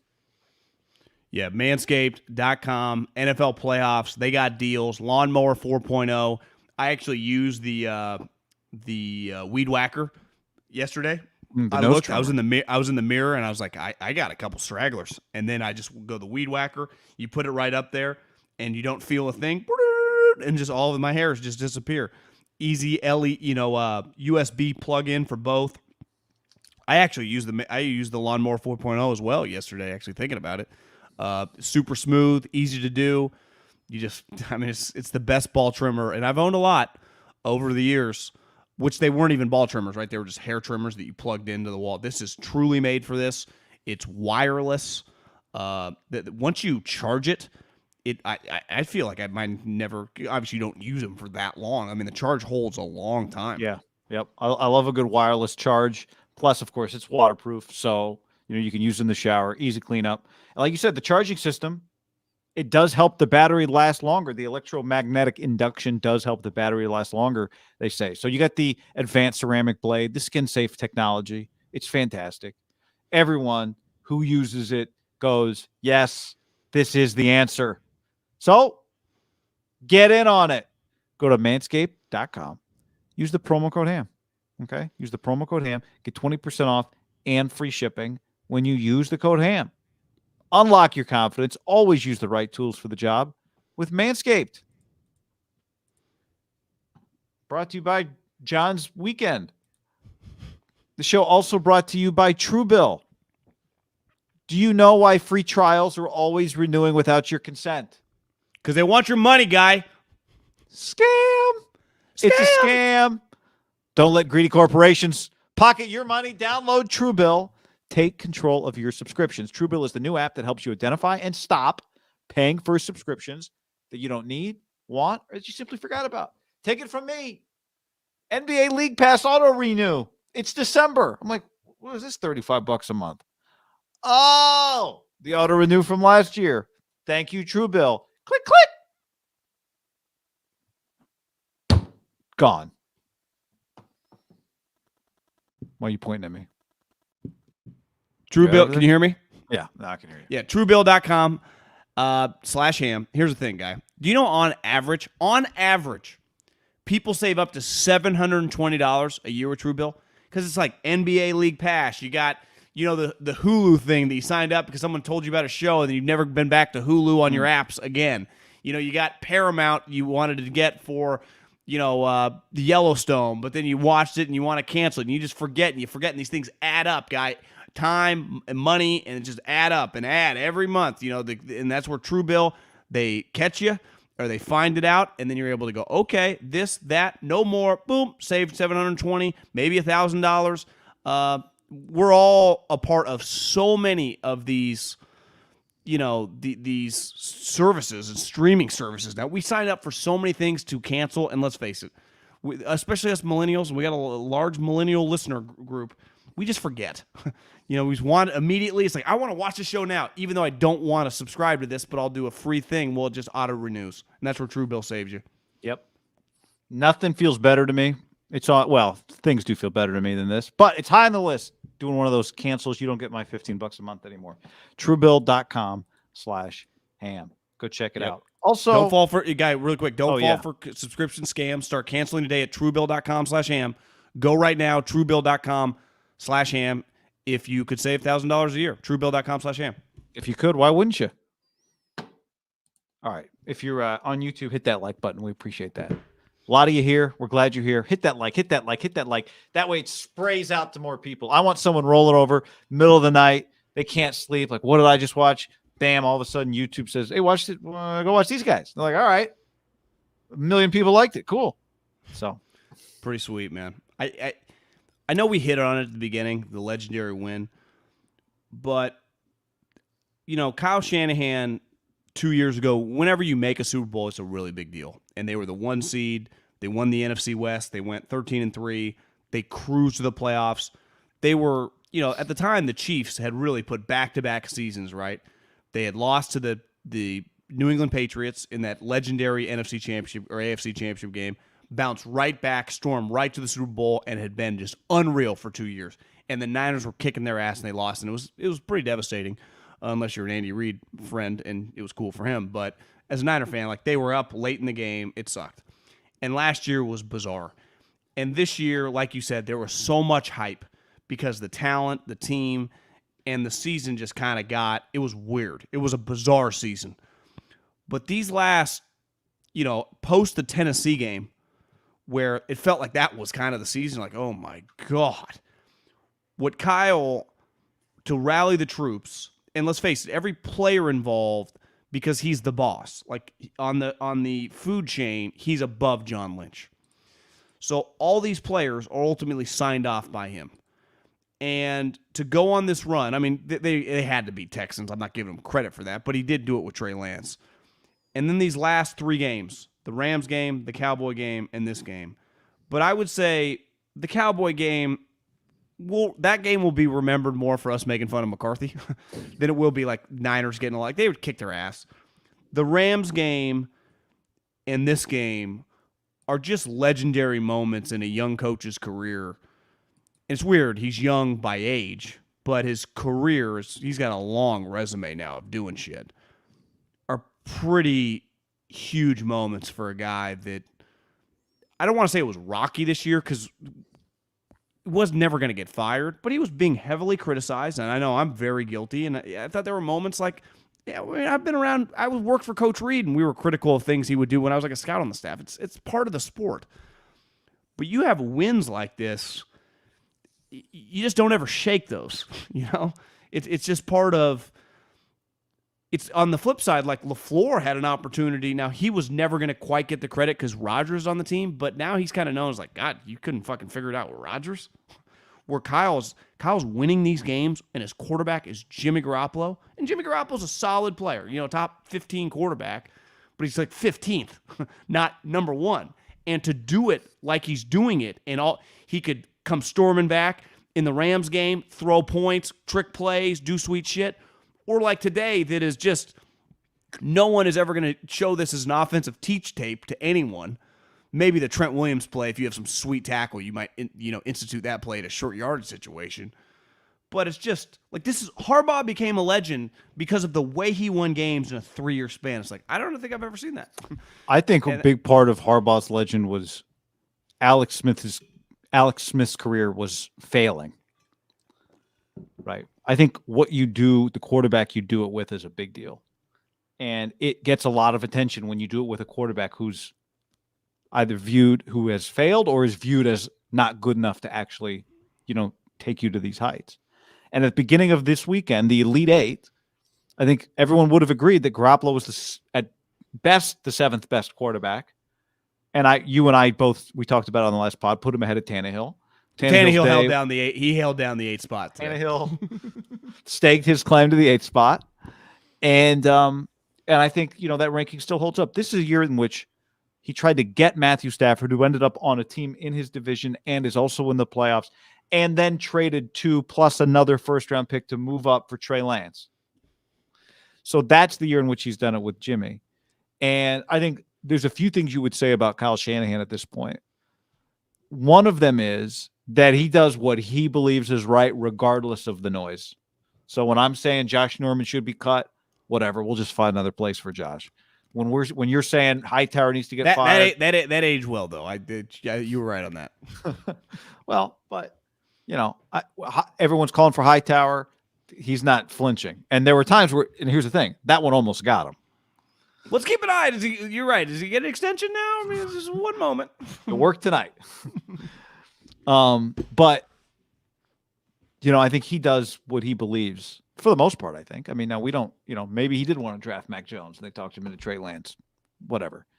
But in terms of what mattered on the field for this team this year, there were times when it looked like he should have gone to Trey. Everyone else thought, us included, now's the time for Trey Lance. He didn't do it. When we thought maybe Jimmy Garoppolo had played his last snap for the 49ers, he didn't do it. His back's been against the wall now 3 weeks in a row. The Rams game had to win, won it. The Cowboys game had to win, won it. The Packer game had to win, won it. All 3 games in desperate situations. In individual moments, John, you got some luck here. Yeah, you got 2 blocks. You got some luck there. Stafford threw the – but you start stacking at a certain point, like getting lucky every week is a skill. If you get lucky enough weeks in a row that you're putting yourself in position to win. So it's a flex year for him. And I go back to it. I say it all the time. Your success – when it's not all going well, is a more valuable representation. You don't play a perfect game. Tiger Woods doesn't play perfect rounds every week. If we went and looked at Tiger's majors, there's a lot of domination. Are you going to find perfection? I mean, certainly as he aged, it was one of the impressive things. He didn't have all of his weapons, right? Watching a pitcher on their game is great. Watching a pitcher battle through is in some ways more impressive. And I think that's what's impressive about this Niner team. Some years it all comes together for you. You got it all, and you're just rolling. Wouldn't that be 19?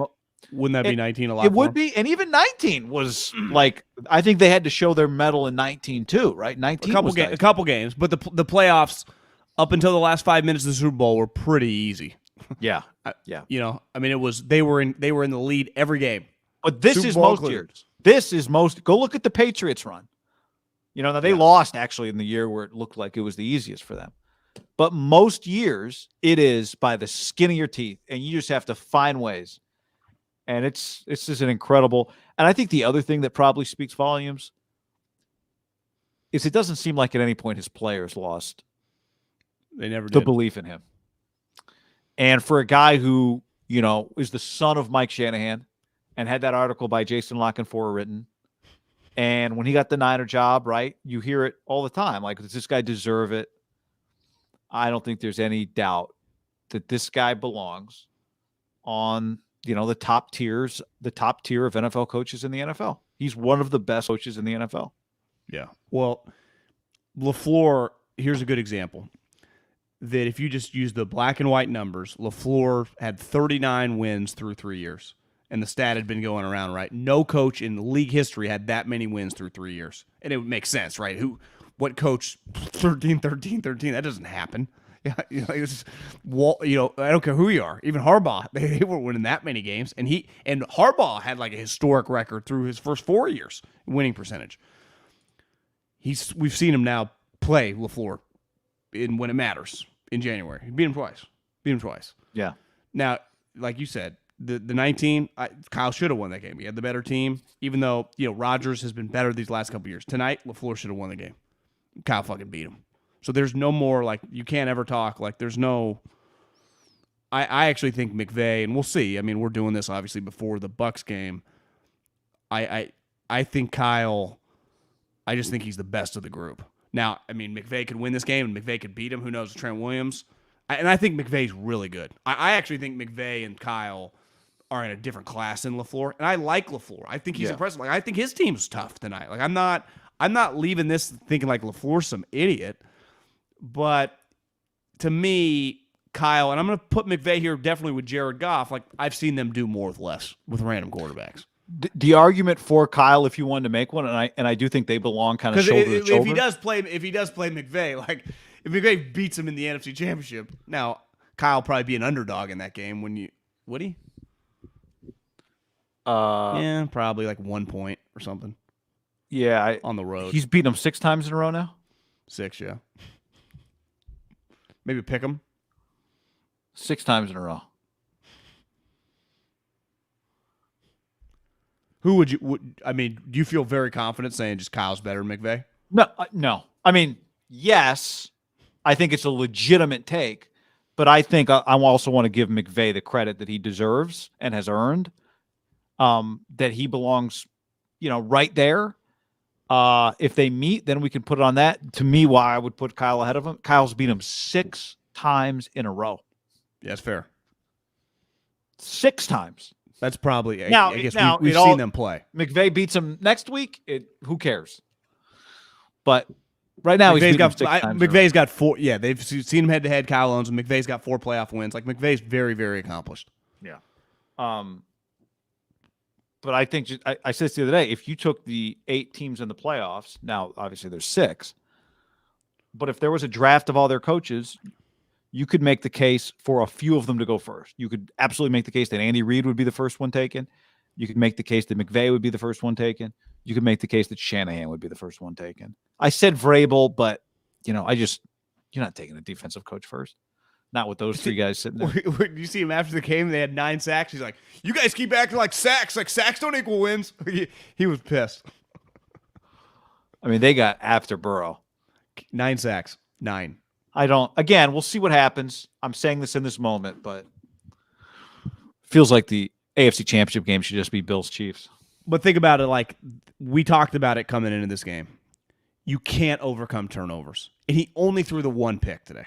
And that pick was bad, but they got bailed out because of Hightower's little chop move, and it worked. And they didn't give up any points out of it. And the difference is, like, the reason the Titans, to me, I'm watching the game, they're the better team. Their fucking quarterback throws 3 interceptions. 3. You do not overcome 3 interceptions. Like, the 49ers could not have overcame another turnover, right? That was, 1 was the max. They hit their max. They got the 1. That was it. That's the only that was their margin for error, and it felt like that was a pretty devastating one. But they got the fumble earlier in the game, right? Mercedes Lewis, even though it didn't lead to anything. But I thought it was Bubba Franks. Mercedes Lewis is like 43 years old. It's like everyone's acting like Brady's still going. Like, wasn't Mercedes Lewis? I think he played with my cousin Nick in like 1999 at UCLA. It's impressive. Yeah, it really is. But to me, what he's doing, it's why I think Andy Reid got a lot of credit, and same with Jim, with Alex Smith, because you're like, should these teams really be this good with this quarterback? And it's what Kyle's going to get a lot of credit doing it with this quarterback. And we got a long off season still. It's not here yet, but I do think the Jimmy thing, I think he's earned a lot of credit around the league. Like, he's just better than most people, and there's no doubt in my mind he has trade value. Now, as we get into trade February, value, March, but I'm just saying, like, you're going to have a conversation. Like, you could easily roll him back. Yeah. You could bring him back. Again, that'll be a conversation for another time. I think you see every week why that's not what they're going to do, but yeah, I just said he threw 1 pick. I mean, he easily could have thrown 4 or 5. He could have, but as you said earlier in the week, hard circumstances to intercept balls in. Not like my philosophy. Early pick, first half pick. That was key. That was key to victory, John. Throw the pick in the first half. That's the key. How about? I think the ball that went by the DB. Well, I don't know. That was different. Can we just talk really quick about the Niners? The rule's the rule. And they called it right. The rule's kind of stupid. Brandon Ayuk caught the fucking ball. Just like Hunter Renfrow caught the ball. Like, that's what I said to you last week, and you were like, when you're like, that's the rule. That's the rule. Did I when say Hunter that? Renfrow? Yes, I said to you, come on. I mean, we know he caught it. That should be a catch. You're like, yeah, it's the rule. You got to get 2 feet down, and you can take 3 steps. was like, oh, okay. I'm changing my tune. It just. Oh, now you hate. Well, now you like it, no, though. it benefited. Reverse. I mean, the know. Niners, because there was like 7 fumbles and like 7 straight plays. It was kind of crazy early start to the game. That's a fumble in 1998, right? It's just he caught the ball. He caught it. Yeah, he caught it, catch. and then he was moving. He caught it. But the NFL has all these. Now, here's the one thing: we've been in the NFL catch rules for long enough that we all know. Like you and I started texting, like, he didn't get that there, and then Pereiro's like, yeah, no, by the rule, that's not. And no one's up in arms over it now, right? Everyone's like, oh, yep, he's got to make a football move, 2 feet down, and then the third step. The rule is very direct. In the open field, you got to take the 2 steps when you're not going to the ground. If you catch the ball, like the moment the ball is caught, it's caught. Yeah, exactly. He caught it smoothly. It was a nice, smooth catch. So dumb. But at least I'm just glad we're past the pain point that everyone was like arguing over that. But you're right. He had it in his hands. He had it. Like if I threw a lemon to you and you caught it like that, and then you took 2 steps and fell, like, oh, it never caught it. Bad throw by you. Like, no. I don't think I saw. I didn't really notice him the rest of the game. Did you? I thought he had another. I thought he had a big catch. Well, maybe not. I don't have anything in my notes here. Yeah. No, he didn't have one because that one didn't count. 0-0. 1 target. Yeah. That's surprising. Juwan Jennings had 2 targets. Well, Juwan had the 3rd down catch, but it was, whatever, 3rd and 7, and then right before the 4th and 1 play they didn't get. Negated. Oh, no, you're right. No, they failed. Yeah. I'm always torn on this because I'm a big believer of like, and I think this translates in life just like it does in football. Like, go back to the well, do what's working. But in 4th down situations or like a 2-point conversion, it's like you got it earlier in the game, and it's something that's pretty unique. Like right when Trent Williams is behind the left tackle, it's like, are they just doing the same thing again? And it was clear they were doing the same thing again. It's like it's twofold, right? I understand it. You just do this play. It worked pretty seamlessly. But also, it's pretty clear that probably everyone in that stadium, including Alex Rodriguez and his dime girlfriend, is like, they're going to do that same play. Girlfriend, nothing official, Sean. We're just we're just hanging out. Yeah, they're friends. It could be his lawyer or something. I don't know. I'm torn on that. You can never go wrong running a play behind Trent Williams getting a full head of steam, but it was clear they were just going to run the same play. Yeah, especially when you're such a good sneak team. Seth on the stream says our short yardage calls were alarming. I had a few people tweeting at me or one text thread. It's like, Kyle's not calling a good game. To me, that game where it's like you just find a way somehow, some way. I got no problem. You're not getting judged on the route combinations. David on the stream, how was that Rodgers fumble not reviewed? I think the Niners came up with it. Well, did Bosa helmet hit the ball? Yeah, I mean, they got to the line so quick, remember, to spike. You're not going to challenge the play if you're Kyle because you're stopping. I guess it's under 2 minutes, so you can't challenge it anyway. You can't challenge it, yeah. But you're kind of in a weird spot if you're the replay review squad because you can't really – when does a recovery ever get overturned, right? The recovery on the field is what – Well, I was on a text thread even before that moment when Kyle's calling the timeouts. And someone's like, why is he calling the timeouts? Aaron is cool letting it go. Just go down 7. What was the score at the time? It was 7-0. Yeah, he called the timeout after the first down run that was like a 1-yard run. I was cool with it because it's like, well, their punter kind of sucks. It's freezing cold. You get this ball back with 40 seconds at the 50-yard line. If you just get to 20 yards, you get a field goal kick. You're down 7-3. And they had a 3rd and 3. They had 3rd and 3. And then he hit 75-yard throw. That was bad. But I'm with you because what does Kyle love? Get the 3 points, then we get the ball for or whatever. Get a touchdown, then we get the ball first and second half. It's and the thing Brady said on the Manning cast. He's like the thing we talk about all the time that I don't know if the rest of the league is the swing. Was there a Manning cast tonight? No. The Manning cast way back in the day when he was on it. He's like, we lived for the swing in New England. We deferred. We got the ball back. You can double up. You either get 10 or 14-point swing. Tonight, hell, guy, if they got a 6-point swing, it was going to be big, right? Just get a field goal and then come out and get a field goal. It's 7-6.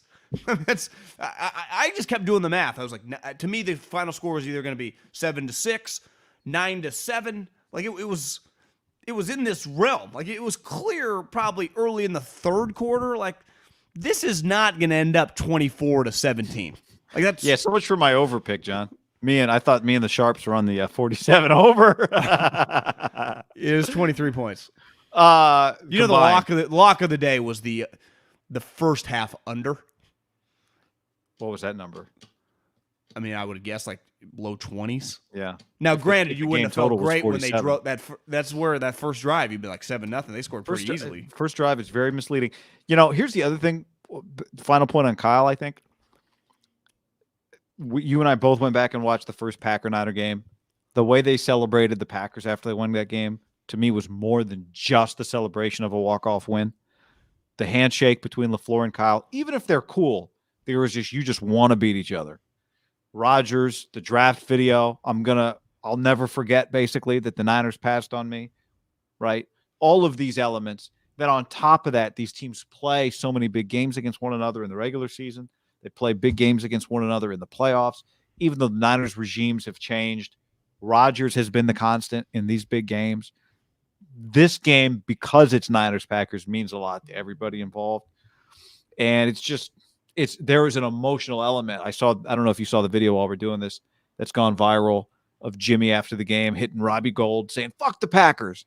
Like, there is just a rivalry to it that is just awesome, and I think I texted you during the game. I think it meant something. Of course it does, to Kyle and LaFleur to win that game against one another. It has to. Kyle doesn't want, because here's the thing, like you said, LaFleur 39 wins. Kyle also 39 wins. Now, Kyle, worst winning percentage. He's coached 5 years. LaFleur's on number 3. But if Kyle had lost that game, he would have been beaten in the playoffs by LaFleur, and LaFleur would pass him for career wins. It's an incredible rivalry. And I think a huge reason is because of the level of games in which they've played over the last, the 8 times they've played. They've had several memorable, legendary games. The T.O. catch, the game that Harbaugh beat him at Lambeau. I would say Kaepernick's coming out party at Candlestick when he ran around. I would say that the 19 game wasn't really that memorable. Would you agree with that? Yeah. It was a memorable moment for like the franchise, but the game was kind of irrelevant. I'm sorry, did you say the regular season ass kicking? Did you mention that game? What regular season ass kicking? Oh, yeah, where they beat him on NBC on Sunday night. I would say this that game was an embarrassment. What about week 3 this year was pretty, that was a legendary moment for Rodgers and Davante. But I think this, even more than the game that Kaepernick won there in the freezing cold, because of a walk-off field goal. Like, how many did Harbaugh have any walk-off field goals? Like, he got walked off. Who? Wasn't Phil Dawson kick a game-winning field goal in Green Bay? Oh, was that a walk-off? 23-20? I think so. I don't know if it was a walk-off. Obviously, Harbaugh got walked off by the Giants in overtime, right? That NFC Championship game, his first year. I just think there's nothing quite like a walk-off. It's the best. It's just because you're just, if you're on the other side, you're just hoping, like, can he shank the kick? Yes, yeah. And if you're on the team, you're just like, hit the kick. It's a play that is nothing like the battlefield of that game of Trent Williams and A.J. Dillon and all these star players going down, Kittle like getting carried off every other play, and then it just a kick, But you're on pins and needles with a kick. Don't you feel like Aaron is constantly on the sidelines late in a close game? Just shot of Aaron Rodgers sideline hoodie, just watching. I feel like it happens to him more than any other player I've watched. Well, his defense has let him down a lot over the years. Like I don't put this on him today. No, I don't put it on him either. He's the story though, because he's already saying like I gotta figure it out. I mean, it's gonna be. When you imagine it's going to be one of the biggest so many guys' contracts are up or on the brink. A lot of decisions to be made. I don't want to be a part of a rebuild if I'm going to keep playing. Did they just knock Aaron Rodgers out of Green Bay? This guy, man. Rebuild. Every year. Why would they rebuild? Would they just re-sign all their sweet players? Oh, my God. When have the Packers ever rebuilt? What does that even mean? Like, why? who is talking rebuild? It's like, Aaron, no, they just want you back, and they'll re-sign your sweet guys. Well, you're on the team, so it's not going to. We have you, one of the best quarterbacks ever. So it's cool. We're good. Well, yeah, and we'll sign Davante, and we'll sign some other sweet players. What is that? He can't help himself, and I knew this would happen if he loses. I'm telling you, guy, I think this is going to be the biggest story on the field over the next 2 months. Aaron Rodgers. Yeah.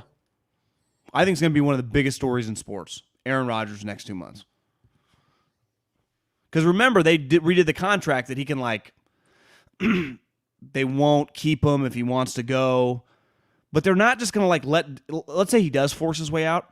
Davante Adams is not just going to be like, oh, he's just going to sign with the Raiders. No, they'll franchise tag him. And if they did do a huge rebuild, they would trade him. And if the Raiders want Davante Adams, what's Davante Adams? If Jamal Adams goes for 2 1s and a 2, what the fuck is Davante Adams going for? Well, you can't get both of them. I'll tell you that.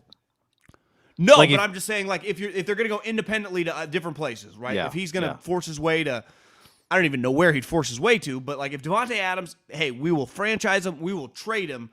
You don't get to just give Davante Adams $85 million guaranteed and just get him on your team. He to me, if I'm Gutekunst, the asking price for Davante Adams starts I will not pick up your fucking phone call if it doesn't start with 2 1s, a 2, and then let's talk. Right. I might want a player too if I'm going to blow it up and rebuild. In what world though would Gutekunst and LaFleur want to rebuild and blow the thing up? Wouldn't that be the only world? And there's no evidence that we're living in this world. None. Is the world in which they think Trey Lance for Aaron Rodgers? No, the world in which they think Jordan Love is a star. In that world, then they'll rebuild. But here's the beauty. Even if they think he's a star, they don't have to do it now. They got this guy who's clearly better. So play with him. But yeah, he's going to make their life miserable again. You're right. I do think you'd have to sniff around if you were Kyle and see if you get Trey Lance and what it would cost. Now, you don't have any first-round picks. And why would they? Like I said last week, they would not. The last team they would ever do, the Niners. To me, the Packers and the Niners are a legitimate NFL rivalry. They had the evidence is in. They play in all these big games. You cannot do that, right? Even if you let's say you love Trey Lance, like you've always said. What if they legitimately loved him? They thought he was going to be a star quarterback, and they're not that big on Jordan Love now. It might be their best option because it's okay, Denver. Well, Denver just won 8 games. Denver doesn't have the third pick. And then if I give them Aaron Rodgers, well, the next 2 first-round picks, do you think Denver's just going to be drafting 5th next year if they have Aaron Rodgers? It doesn't. The Aaron Rodgers conversation is kind of stupid because part of it's going to be it's just we got their next 3 first-round picks. Well, he's fucking good. So even, he's losing some crushing playoff games. You know where he is? In the playoffs. Whoever you trade him to, if the Saints, Denver, wherever he wants to go, you would have to assume. Does Miami have any picks left? But okay, let's just say Miami. I don't think he'd want to go there, but you would have to assume Miami would be in the playoffs next year and those picks would suck. So it's okay, I'm just getting picks 24. No. I guess you don't get as worried about that with trading a Khalil Mack, trading a Jamal non-quarterback. Adams. A non-quarterback, yeah. But you do not. Rodgers, he immediately equals wins for whoever you trade him to. I think this thing is going to be much more complicated than I think the conversation surrounding it's going to be very kind of lowbrow, and it's I'd pump the brakes on it all. And because I'm telling you, one thing is going to be where's Davante going? Well, fucking nowhere, unless you're willing to give up. You could argue 2 1s and 2 2s would be my starting point. Jamal Adams went for 2 1s and a 2. I'm going to give you Davante Adams, who I could easily justify has 5 years of peak years left, who is high character, team captain. How could I honestly 2 1s and a 2? I would just be well, that's not enough. Yeah, and the other thing is, does anyone want to trade more than that for a receiver? Well, that's what I'm saying. It doesn't really make sense. Could you trade for a 29-year-old guy that then you'd have to give $90 million to? It's a weird situation. Yeah. That adds a little bit of satisfaction, I think, for the 49ers. You just fucked them. Yeah, that just on the night that you're in one locker room, Aaron's in the other press conference room making his own coach's life miserable on a night when his own coach is already miserable.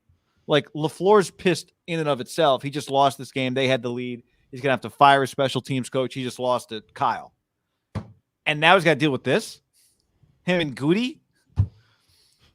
I did see Rodgers. I saw a quote when we were early on, probably like an hour ago, that he said him and Goody's relationship grew a lot. Cool. Well, I mean, you just don't. This is not. You know who's loving this right now? McAfee. Is Aaron an investor in McAfee's show? Is that what's happening here? Do you think Aaron's a lock to be on McAfee's show on Tuesday? Yeah. Are you kidding? He loves it. Yeah, he kind of. Aaron loves finding some like surfer hoodie, some brand, and just I don't get what the big deal is, man. Have I thought about being a game show host? Yes. Have I thought about going off the grid, moving to Fiji? Yes. I mean, I think that adds a little bit of satisfaction for everybody involved. I don't think there's any question about that. I honestly, even 3 hours later, still a little lost for words.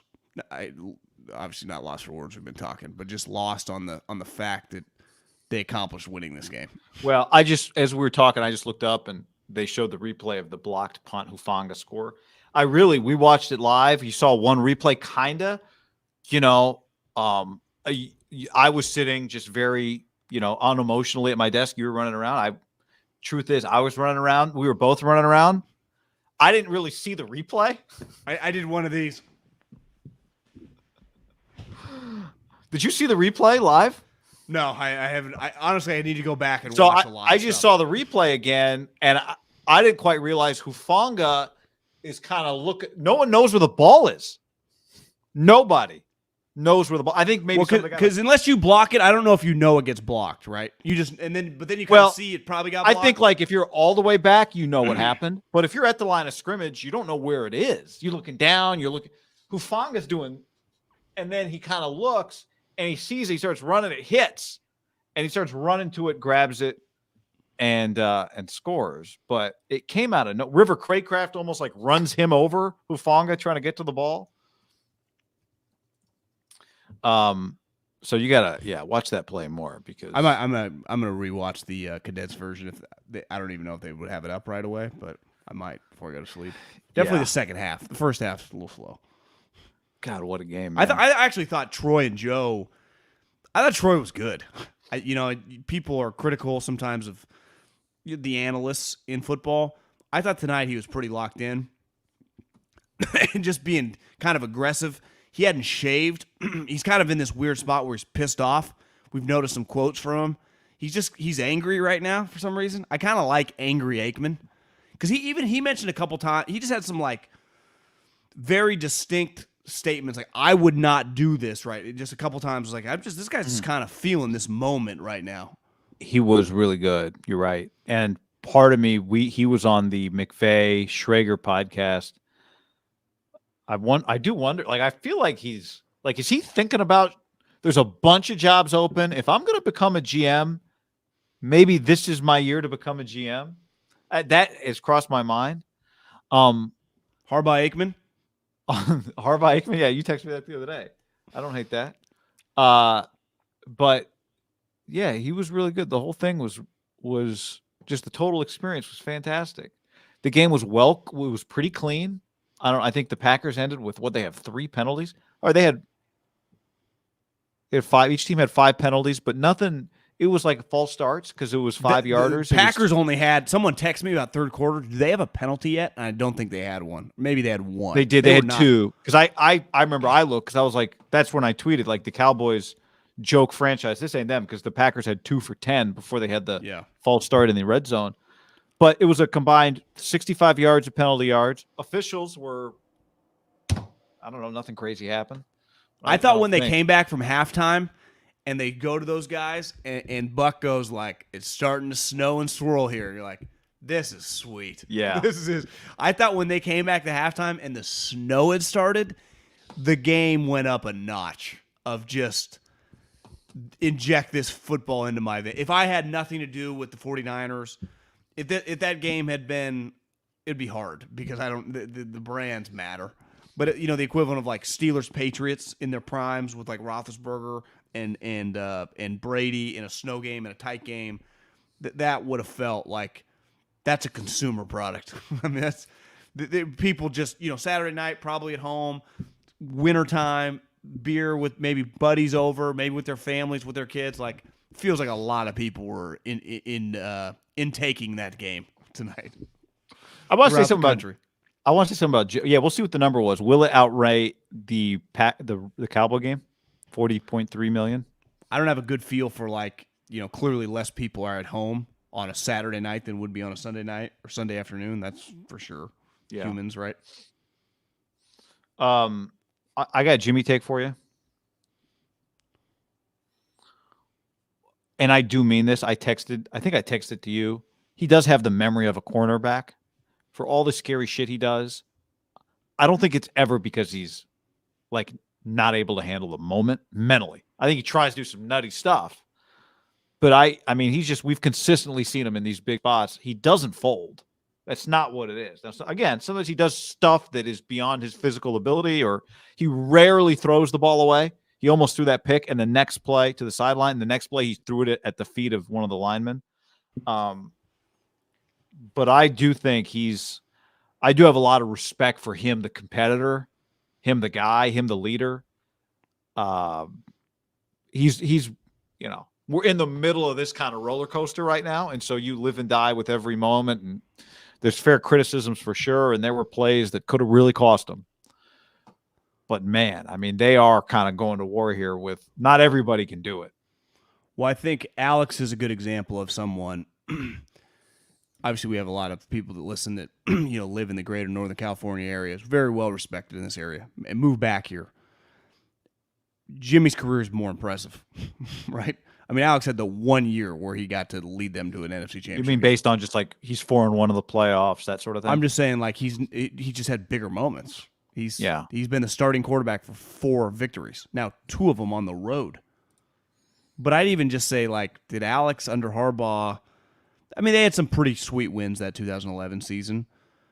Jimmy just has more of them now because he has several years starting on a good team, where Alex really just got the 1.5. But I would put them somewhat in the same vein. Like, if this is it for Jimmy, if they lose in the NFC Championship game, if somehow they get to the Super Bowl, if they win the Super Bowl, and his value gets so high they can maybe flip him for who knows what, I do think he'll leave. He'll be well thought of around here. Honestly, I like him a lot. If you told me he's back, wouldn't be. I would. We'd have to dive into like the economics of it. The $25 million, you trade the first round picks, building your team, big picture. But ultimately, the goal of the team is to win football games. That's all they truly care about. Yeah, and that's why. Like you said that Patrick Willis. Did you say that before the show or during the show that he tweeted something? I did see some other people, some Packer people, are like, "Thank God they're not starting Trey Lance." Like, guys, you're not watching this team if you're saying that now. And I've been guilty of saying that. I don't know 3 months ago, but like, are we living in fucking reality right now? Jimmy Garoppolo has to start. Yeah, we don't need to dive into the future here, but I think his flaws when they show up, they're going to have to pay some guys here, or they're going to want to pay some guys here. I just don't think it makes sense to bring him back. And I think we'll see what happens. Like, does he win a championship? I think some of his flaws are the things that make the game sometimes harder than it needs to be, but he also does some spectacular things. Don't get me wrong.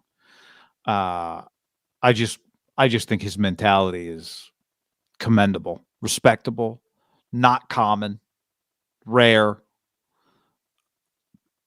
Whatever you think of his wrist, of his hand, and his shoulder injury, he had him. In those temperatures, he did make some big throws. So I respect him. I respect him a lot. What? Why are you grinning? I keep fucking with my mic. Oh. I said Rodgers had COVID toe, though. Remember, he battled through that. Rodgers did have COVID No, toe. I'm with you. I think he's kind of earned himself. Like, again, Alex never won a Super Bowl, and I think Alex entrenched himself for life in the community, right? And when I say the community, I just mean if you're a 49er fan and you respect you have different players, like he's well respected. I think Jimmy fell under that. Now Jimmy is more polarizing, I think, than Alex. His play it's as polarizing of anything I've ever witnessed for a guy that's not like Stafford is closer to the high end guys of talent stuff. So he drive you nuts. Jimmy's not as talented as these guys, but he's like mentally as tough. But he makes plays that in like the peak of the worst of Jameis Winston, like it's every bit his equal. You know what I mean? He can make a throw where you're like, did he really just do that? I think sometimes he makes plays that the defense, like I don't think Eric Stokes was looking for the ball because he was like, wait, and then he kind of ran up. They're not even prepared for what is coming. He did it multiple times, guy, today. The completion behind the line of scrimmage for a 4-yard loss. He does that more than any quarterback. I've been watching football for 30 years. He does it every game. Every game. I mean, by now you would think like, bro, just huck it at their feet. But he's like, no, I'm gonna hit this fucking guy in stride. And the guy gets destroyed. It's like, what, Jimmy, what are you doing? And they are not equipped. Like once it goes to 2nd and 14, you're like, okay, defense start locking in. You know? Is Deebo gonna get 8 yards here on this second down? Their offense is too it's clear if a drive's gonna work, right? They gain yards on first down on a run, or it's 2nd and 14, and they're getting ready to play some defense into 2 downs. It's 2 options. They are either in. They're always in 2nd and 4 or 2nd and 13. Like there's not much 2nd and 9s. They are in 2nd and 14 for a team that's in the NFC Championship game. A shitload. A lot. Nora's son says Jimmy G love is confusing. What am I seeing? D Deet 72 says you two sound like you're drinking the Kool-Aid. This guy's mediocre at best. The team wins despite him, not because of him. It's like people just want to hear what they want to hear. It's annoying. That's comments though. I know, but I just I just respect his mentality. That's all. So is everybody. So is Sometimes Kyle. it's a little Starting quarterback. His teammates like him. Well, I know this. Like Trey Lance is not as good as Jimmy Garoppolo right now. It's not arguable. And I was someone who said earlier in the year Trey Lance should start. He's just not. Like I honestly, going back to that Texans game, like they would not be here with Trey Lance. They just wouldn't. The way they played it out, right? The way he didn't get the reps, he wasn't improved. Like the version that we saw less than a month ago ain't winning playoff games. He's throwing picks. He's just all over the place. Now Jimmy does too. But who knows how he'd react in these situations too, right? Yeah, you might freak. Did you want to talk about the AFC game on Saturday that we saw? Or should we just keep talking about this? We can, we got a lot of people watching. We can end the pod here. Take a few Q&A. I don't know how temperature is right now. I can't, that AFC game, the Burrow performance, that did not feel, there were a few teams, and the Titans are number 1 on the list, did not feel like they belonged as a 1 seed. And then I watched them today early in the game, and they were getting after Burrow, and I thought, all right. But, man, what they don't do, they really don't do. Guy, I fell asleep 5 minutes into the game, woke up at halftime, and I didn't miss much. Like that. I also napped during the second quarter halftime of that game. That game didn't do much for me. Like it was hard for me to get into it. It was not a good game, and I like low-scoring games like you do. I was highly anticipating from the moment I got up. My juices were flowing for this thing tonight. That's why I watched Montana at 10 a.m. They really were flowing for this game. That game today, and I'm a big Joe Burrow guy. I think, did you watch Joe Burrow's post-game press conference? This guy is just a smooth operator. Honestly, he's got some, Montana just kind of feels. That game did nothing for me. It's like, is this really the playoffs? Did not feel like, guys? John, one of those two teams going to the conference championship game, it's the Bengals. Well, that's why tomorrow's so big. The winner gets to host the AFC championship game. Think about that. And they were mentioning that during the game. That changed tomorrow's game. The winner hosts. And honestly, it's the same. I guess the same thing with the NFC game, right? Whoever wins these two games hosts the Bengals and the 49ers. It's a pretty big deal. I mean, is that something tonight, like at the meeting? I was thinking today, like if you're didn't work Andy last or time Sean for the McDermott. Rams. I actually, what'd you think about the moment they mentioned this on the broadcast that Kyle, one thing he either showed last night or earlier this week, the 08 Giants upset of the Packers, and he's like, look, one of Kyle's messages Aikman said that I think he told them was that when you watch that game, the Giants looked like the team less affected by the cold, and the Packers were the team affected by the cold. Like that was his message all week. And as he's talking about this moment that Kyle used that Giants game where Coughlin's face froze off, the Niners look completely rattled by the cold. It's like, well, yeah, there's moments. The one thing the Giants had is they are in New York where it's fucking cold. Like you guys are coming. It was clear that the cold was overwhelming the Niners early on. Like it was a lot for them. They were also not comfortable in the cold. John, and just fundamentally, when you go 3 and out, you don't like you need a couple first downs so you can move and get your body moving and take some hits, right? They're going 3 and out. No one's getting hit repeatedly. No one's acclimating to the temperature. No one's acclimating to getting hit in that temperature. So it takes you a while to warm up when you're standing on the sideline the whole game. I like that move, though. I like that coaching. You got to pull some things out. Turn the AC like down to 50 the whole week, and even then you're still 50 degrees shy. Kind of worked. I mean, at the time when he was doing it, I was like, I don't know. Looking back, it kind of is a similar moment. Like, wouldn't you say – now, they ended up winning the Super Bowl. But wouldn't you say that moment, Coughlin's face freezing over, was like a defining moment of their season that ended up leading to beat Brady? Like they upset that Packer team on the road in the freezing cold conditions. Yeah, I think they had I think if my memory serves me correct, they had a walk-off field goal in that game. Like part of winning at Lambeau in January, those games are all memorable. Like they don't get forgotten. Remember a few weeks ago when we had Dante Whitner on. And we brought that game up, and what does he immediately do? Like, he kind of laughs, like, yo, Colin and the boys had no sleeves on, and you said, were you going to go no sleeves? And he's like, hell no. Just, it is one of the things that you talk about 30 years later, let alone the 10 cold years games later, right? Just the games where it was just impossible to compete in. The chicken soup game I learned about with Joe Montana, where you had hypothermia. Looked freezing. S. Renzer 7 on the stream says there's no way Jimmy threw the ball away more than 4 times all season, right? He's honestly fascinating. The gunslinger with a weak arm. I don't think he does not throw. For a guy who knows what to do, never throws the ball away. Almost never.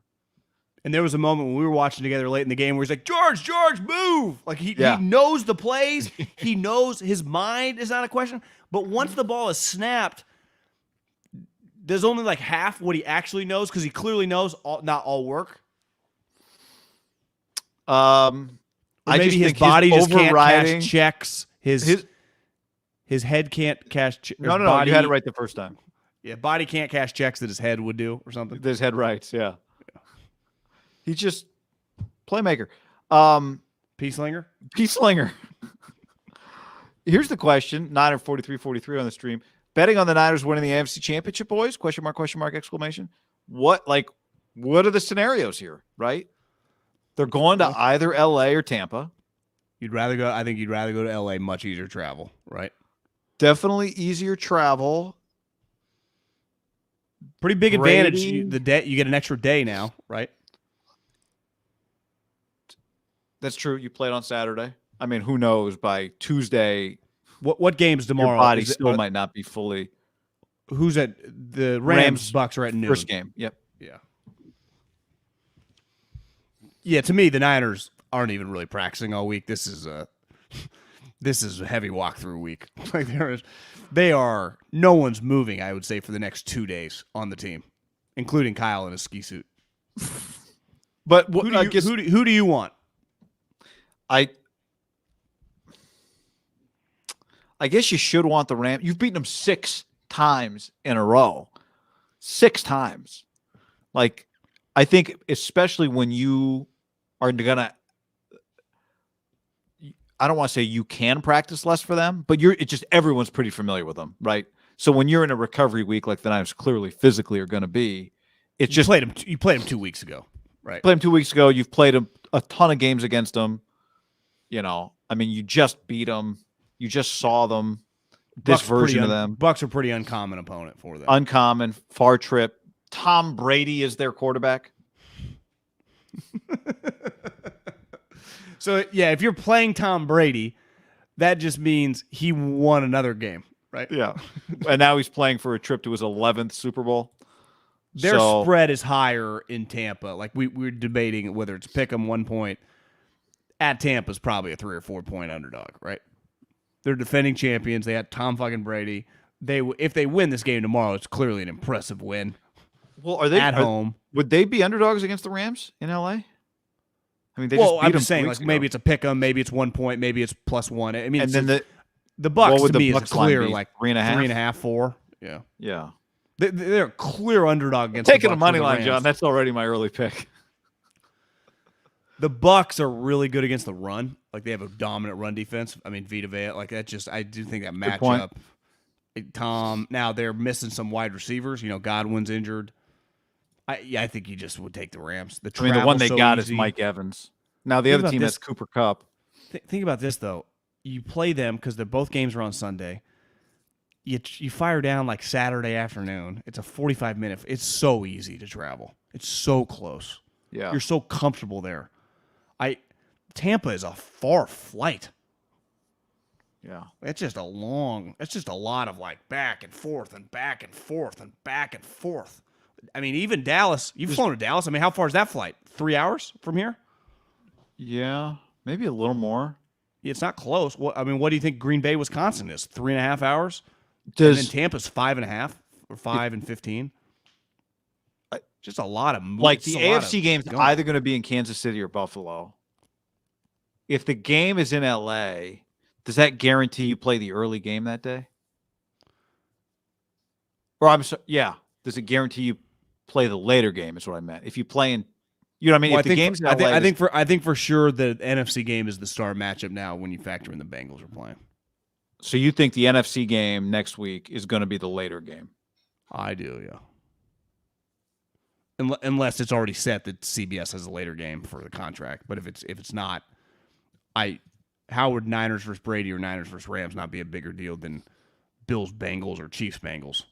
Obviously, I think the Bills and the Chiefs are big brands and they would move the needle.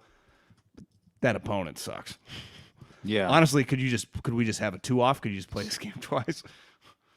Scared Money says the NFC game's at 3. Maybe it's already set. Is that true? I don't know. How could we know? It is? Sam says already set. They rotate every year. NFC, everyone knows. Okay. Maybe that's it. With the contract, they just do a natural rotation, so you can't you don't have to fight over it, which makes sense. There's only 2 games, right? Right. Because CBS clearly got 2 games this weekend, right? Because the first crew was not Nance and Romo.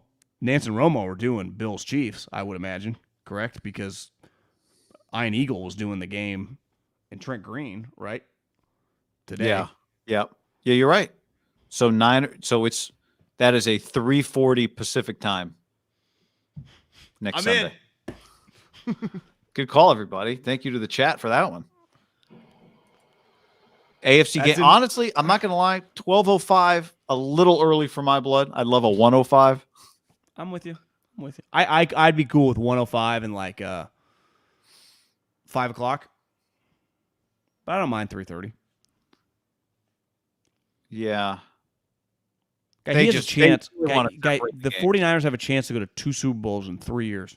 Well, they're in. This is Harbaugh again, right? Second conference championship game in 3 years. Just think about it like that. Jim won 3 straight. Yeah. So it's not quite Harbaugh again. You do get credit for conference championship games, right? I mean, Andy built a career on those. Absolutely. You like Andy tomorrow? I love Andy tomorrow. Want to bet on him? I mean, we're already on the Rams game, right? I mean, we get our Super Bowl tickets. Do you think if it's Niners, Chiefs, Andy can hook the tickets up, or how does that work?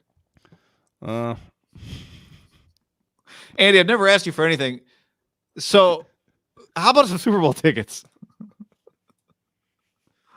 I would imagine if it's Niners Chiefs or Brady Chiefs or even Rams Chiefs, those Super Bowl tickets are going to be so fucking expensive. It's going to be outrageous. California, inflation, SoFi, inflation. What would you guess just to get in price is? Did you say Super Bowl? Super Bowl, yeah. In the Niners are in it, or just anybody's in it? Anyone's in it. The building's huge too, so you can be way up there. So yeah, I mean, I would say get in. I feel like 35. You were going. I was going to go like say 1800, but okay, maybe, yeah. See, I was going to say 17, but then I felt like I've looked at Super Bowl tickets before, and they're like really expensive. They are expensive because there aren't that many. There's not open inventory, right? There's not people reselling it. It's like Coors Light has them, Modelo has them, MasterCard has them, and they just There's not season ticket holders that have theirs and are I'm gonna make my money on these. Yeah, they don't really exist. Can you imagine the celebrities that are going to be at the Super Bowl? Don't you imagine that it was the most celebrity-attended Super Bowl in the history of Super Bowls? The venue, LA, it's so easy to get to. I mean, there are going to be some It's famous just a cool fucking place people to go, right? There are probably celebrities who haven't been there before, and here it's cool. I feel like Monday Night Game, when they did like the celebrity and like Jay-Z, who was looking like Whoopi and all those guys were there. Yeah. There were a lot of celebrities. A lot of there. I think it's kind of become in vogue to go to seen those Paris games. Hilton there. They Adele? showed her at a game. Adele and what's his Kanye? name? Rich Paul? Rich Paul? Yeah. See, Kanye's not even allowed at his kid's birthday. Did not see that. A lot of drama going on Kim with hosting? Kanye, Kim, and Pete, you know. Well, Pete hired security for himself. Well, because Kanye's getting shut out. He's not allowed to see the kids. How's Kanye going to fight anybody in like what he wears? Like, it's not very conducive to throwing hands. Chiefs -2.5. Not money line? Well, the money line's -125. So if we let's just put like 400 on that. You win 320. $7K to get in on StubHub, says Jordan Ramirez right now. Ain't a cheap ticket. Will the price go? I mean, there's no team that can get there to make the price go down. Like, even Bengals fans are going to be. It's just Bengals would be obviously the biggest. Who would you want? Niner? If I tell you Niners win this game, Niners Chiefs rematch. Yeah. I think yes. I think that we've seen so much Mahomes and so much Chiefs that sometimes you almost feel like you're tired of them, but you're not. I think that they are such an easy, casual fan watch. Mahomes is just, even Alyssa today was like, I can't wait to watch the Chiefs tomorrow. I love Mahomie. It's just, I think a lot of people feel that way. Nice guy. Married, just likable. young guy. He's Yeah, fantastic. smiles. We've seen Andy. Andy's been in these games for 25 years now, basically. Andy Long Reid, time. almost. Yeah. So yeah, I would take Niners Chiefs again. Absolutely. That feels by far. You want to put $500 on the Chiefs? Just want to make sure we're being smart because we won today. We did. Yeah. Yeah. So we'd have money on both games on Sunday. Sure. Let's do it. I believe it. Do you tell me, what do you think? I just think it's good. They're at home. I mean, you just take the home team who's going to be. This is a good game. I mean, I want to root for the Chiefs. I'm going to be rooting for the Chiefs, so I want some money on them. The only question is, do you want to put it on the money line, or do you want to put it on them to cover the 2.5 points? I'm sorry. What did you tell me was better value? Obviously 2.5. But the money line was what -110. So if I put $500 on money line, we would win $400. You like doing that? And what was 2.5? If we bet $500, it pays $475. Yeah. So let's go money line then. You agree? We don't really gain that much by giving 2.5. Yeah, it's just like I could see this thing being tight. Let me make sure. Yeah, we win an extra $50. So let's go money line. Just fucking stay hot, kids. Somebody just tagged me in a tweet. I'd like to think Kyle Shanahan's come a long way since Mike Pettin was trying to tell him what to call in this video of Kyle kind of looking at Mike Pettin like, bro, leave me alone. Pettin telling him what to do. You know that Kyle Shanahan presented a PowerPoint at the end of his first year in Cleveland, like why he should be let out of his contract or something? Because he wanted to go work for his dad? I don't remember. Yeah, no, they had been fired from Washington. Pettin hires him in Cleveland. Remember, they were like pretty competitive, but then he didn't want Johnny Manziel, and he wanted out. And I think he presented a PowerPoint. I think it's like it's one of those things. Cleveland was so bad, people weren't totally locked in. Like if it had been a Cowboy story, it would have been well known. Even like Washington, the RG3 stuff was well known. I think in like Cleveland Browns lore, it's talked about how he presented a PowerPoint, how he wanted to just let out his contract. You don't owe me any money, just let me leave. I did not know that. Think about Kyle. He coached for the football team, which is just a shit show. And then he went to Cleveland. And he coached for the Tech. They actually felt kind of normal, though. No, but I would say right now, just joke franchises. Yeah. I always thought with Kubiak, they felt like a pretty normal operation. And that was when was it Cal McNair owned the team? The dad? No. The dad. Cal's the kid. Steve McNair? No, that's quarterback. Steve. Anyway. Yeah, whoever the dad is. Kubiak, they were respectable. But it is, you're right, football team, Browns, Texans. I mean, it's not exactly coming up with the Pats. Now, luckily, about this. Mike's his dad. But you know what's pretty crazy? Is that Bill Walsh, beside the Belichick crew, Bill Walsh kind of created the modern-day NFL. Yeah. Shanahan's come from the Niner tree, right? Mike Shanahan replaced Mike Holmgren. Mike Holmgren created Andy Reid. So Andy Reid's tree and now the Shanahan tree are by far the biggest trees, and they are both come off the roots of Walsh. Think about that. Like, it's all 49er based. And McVay's grandfather. Bro, when you watch the documentary, once I think probably season 2, once they start getting into the 49er stuff, you know who the OC was for Bill Walsh before Holmgren? It was Sam Weish, who ends up going to Cincinnati, and Cincinnati was good. They went to the Super Bowl. Yeah. Like, these guys are the NFL. They all come from the 49ers. Holmgren, Shanahan, all got their enormous start under Montana and Steve Young, under Walsh and Seifert, but Seifert existed because of Bill Walsh. Well, who's the most influential coach in the history of the sport? I think he's the most influential. You could argue he's one of the most influential humans in the history of like any industry. Think of what he's created, like how strong it's still going. Like you'd argue the two best coaches, we could argue Andy Reid and Kyle Shanahan, are direct descendants. Like Mike Holmgren was essentially like Andy Reid's father / like brother. Like that's how tight they were. And then Kyle is literally the son of the guy. You know? Like think about that. And they're just kicking ass, taking fucking names, and then they've created all these, spawned all these people. Like you to me, you want to work for like Belichick's his own thing, and he was so good, like Walsh, he created, but everything he creates, they kind of suck. For whatever reason, the Walsh, maybe it's just West Coast people a little nicer, I don't know, but they just feels like they give off more of their information of what to do to their descendants. Even tonight, I mean, it's like Kyle's coaching against LaFleur, who literally, they show the graphics, sometimes you forget, like, LaFleur had been there since 2008 with Kyle.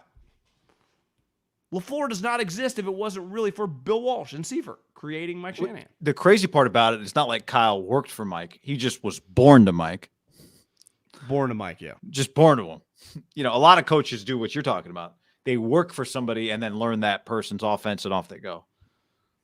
But Kyle was born to it. Kyle runs what his father taught him. Like, there's family businesses, and then there's the family offense. Yes, family offense.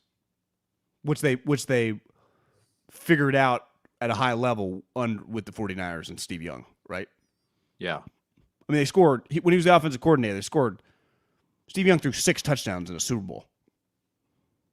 Think about that. Like, that was kind of a Mike moment of, like, I think then he became the Denver Broncos head coach, after that game, actually. Yeah, so some of the greatest quarterbacks have played in the tree. Favre and Elway and Montana and Young, Rodgers. Mahomes. It's pretty crazy. If Bill Belichick, if Steve Belichick hadn't impregnated his wife and created Bill Belichick, Walsh would own the NFL. Like it's just this one guy has kind of had a huge. Montana would have more rings. Montana would still be the GOAT. Yeah. Does Belichick have siblings? Doesn't feel like it. It feels like maybe he has a sister. I can see Bill having a sister. Definitely, it doesn't feel like. How do we not have seen a picture of Bill Belichick's brother? It's possible he's got, to me, he might have two. Sisters or brothers? Brother. Like, he either has one sister or two brothers. You know what I mean? Or he's an only child. I think it'd be hard for Bill Belichick. I think he might have been an only child. It would make some sense. No offense to only children. Well, I was at my brother's your nephew. His 2-year-old, nephew, his birthday party. Well, my brother's wife's sister has a kid who's probably 5 months older than David, so he's like 2.5. He's a little taller and bigger. Really nice kid. Well, when you're young, like they don't have a second child yet. He's essentially an only child. Everything revolves around him. So he's just constantly like, this guy's very nice. He'll just he'll hand you like a toy or whatever. And David won't want the toy, but if David sees him playing with the toy, then he'll want the toy and then he'll freak out. It's like, these guys, man, you just get this syndrome. Everything revolves around you.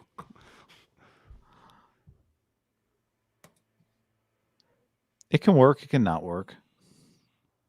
What are we looking up? I was trying to see if he had any brother or sisters. I don't think he does. Robert says Walsh was from Paul Brown's tree. Who's Cincinnati guy? Who's Mike's dad? But they named the Browns after him? Is Paul Brown Mike Brown's dad? Or am I speaking? I might get. He founded the Cincinnati Bengals. So did they not name the Browns after him? Or maybe it was both. He was the Browns part owner and GM and the owner of the Bengals. Yeah, so I think he left the Browns to just run the Bengals, maybe. There was one part, you probably remember this, the first part of the Montana documentary. They go to his high school coach, and his high school coach goes, "I'm a hard ass. I'm a son of a bitch. I'm like Vince Lombardi." It's like, all right. You might be a hard ass and a son of a bitch, but you just compared yourself to Vince Lombardi? That was an incredible line. There were moments early on, you see his dad really worked on the accuracy of that tire. It's like basic things. I was like, I bet Joe was just very, very confident with the fucking throws. His pinpoint accuracy. Brandon on the stream. Some people forget Mike's first head coach position was with the Raiders, in which he was fired. Yeah, so Mike and Kyle both have these franchises. We'd forgotten. It's forgotten. The only guy that didn't forget was Greg Papa when he got mad about it and got fired from the Raiders, and the best thing that's ever happened to him because he's back in his second NFC championship. Did you sent me the picture of Papa today, right? Yeah, wearing 49er sweatshirt. Do you think if we FaceTime Papa right now, he'd pick up? Yeah, he might. There's no way he's asleep. I mean, they're probably airborne, right? He's on the plane. Or maybe he's loading. Game was 2.5 hours ago. How far do you think they got to? I bet it's not that far from the stadium to the airport in that area. It's probably a 15-minute drive. Can you imagine how devastated? Because a couple times a day you could hear the "Go Pack Go." They must have probably some collegiate chants there. It was God, they're screaming "Go Pack Go." How despondent everyone was leaving that stadium tonight. You're freezing your ass off. You just, all season long, you're thinking, like last year, we're going to win the fucking Super Bowl. We're going to be Super Bowl champs, Lombardi way, Rodgers, everything's going to be kumbaya. We're going to extend Davante. We got this good-looking skinny coach. Rodgers, him and Goody's figured it out. Then you lose. You lost. To me, the Titans, maybe people were just wasted. I can't imagine people were devastated leaving that game tonight. That's a good point. The 1 seed, Aaron Rodgers. Can you imagine the stands and just the kind of the morose of just? I bet a lot of people were just silent. like had control, kind of thought you had control, but really it was only 7. But you probably the score was too tight. but nothing was happening, and you probably thought we'll get one. No, you're right. That's a great call. Because you're in complete control, but you're only up 7-0 at half. Like, what were you feeling at half? You're like 7-0. We kicking their ass, but we just have a field goal blocked. Yeah, kind of a kick in the dick. At 10-3, that had to rattle you. At 10-3, it did. It seemed like it probably meant a lot to the Niners too, right? Big time. You see Hightower? He's fired up. No, but you told me he tried to high five Kyle. Didn't see him. Well, I think he gave him more of like a back hit, and like kind of looked at him, and Kyle just kept walking. But then it's 10-3, and you're thinking, okay, you know, even if they score again and we're going to score again, maybe we might score again before they score again, and then it'll be a 2-score game. John, it took a blocked punt touchdown.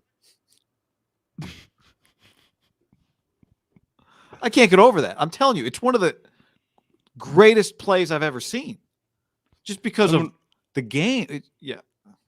Someone retweeted this Jimmy Garoppolo tweet from September 9th, 2013, and the tweet was simply, "Just saw a longboarder get wrecked by a car. Ha ha ha." I mean, think about 2013. What would Jimmy have been, like a junior, senior in college? You know, just saw a lawn. Wait, would he have been? Well, he got drafted in 14, so yeah, he might have been senior year. Just saw a longboarder get wrecked by a car. Ha ha ha. You know, think of how much he was just at Eastern Illinois. You know, probably thinking he's like going to the Senior Bowl. You know, got a chance to be an NFL player. 8 years later, he's played for the Patriots and Niners. He's been he's got a ring from being a backup, and now he's going to compete to go to a second Super Bowl as a starter. His career this is where he does have some parallels like Alex. There just aren't going to be that many careers like this. There just aren't. Like there's rare just guys with like unique careers, right? I think Rich Gannon clearly had a really unique career, right? His career didn't happen, and then all of a sudden he wins the MVP and has a good career like in his mid-30s, but it was like underwhelming most of that. Like that, Kurt Warner, like there are these moments of these guys, like there just aren't going to be parallels to this. Like Patrick Mahomes has parallels. It's like Manning, right? Or Rodgers. Like they just have normal, really good careers. I just don't think we're going to really see an Aaron Rodgers. I was listening to, Russillo had Hasselbeck's brother on. I started thinking like, it used to happen a lot in the 80s and 90s. Hold on. So was that Matt or Tim? Matt was the good. Matt was the But both of them do media, guy. So I don't. Yeah, they're both bald.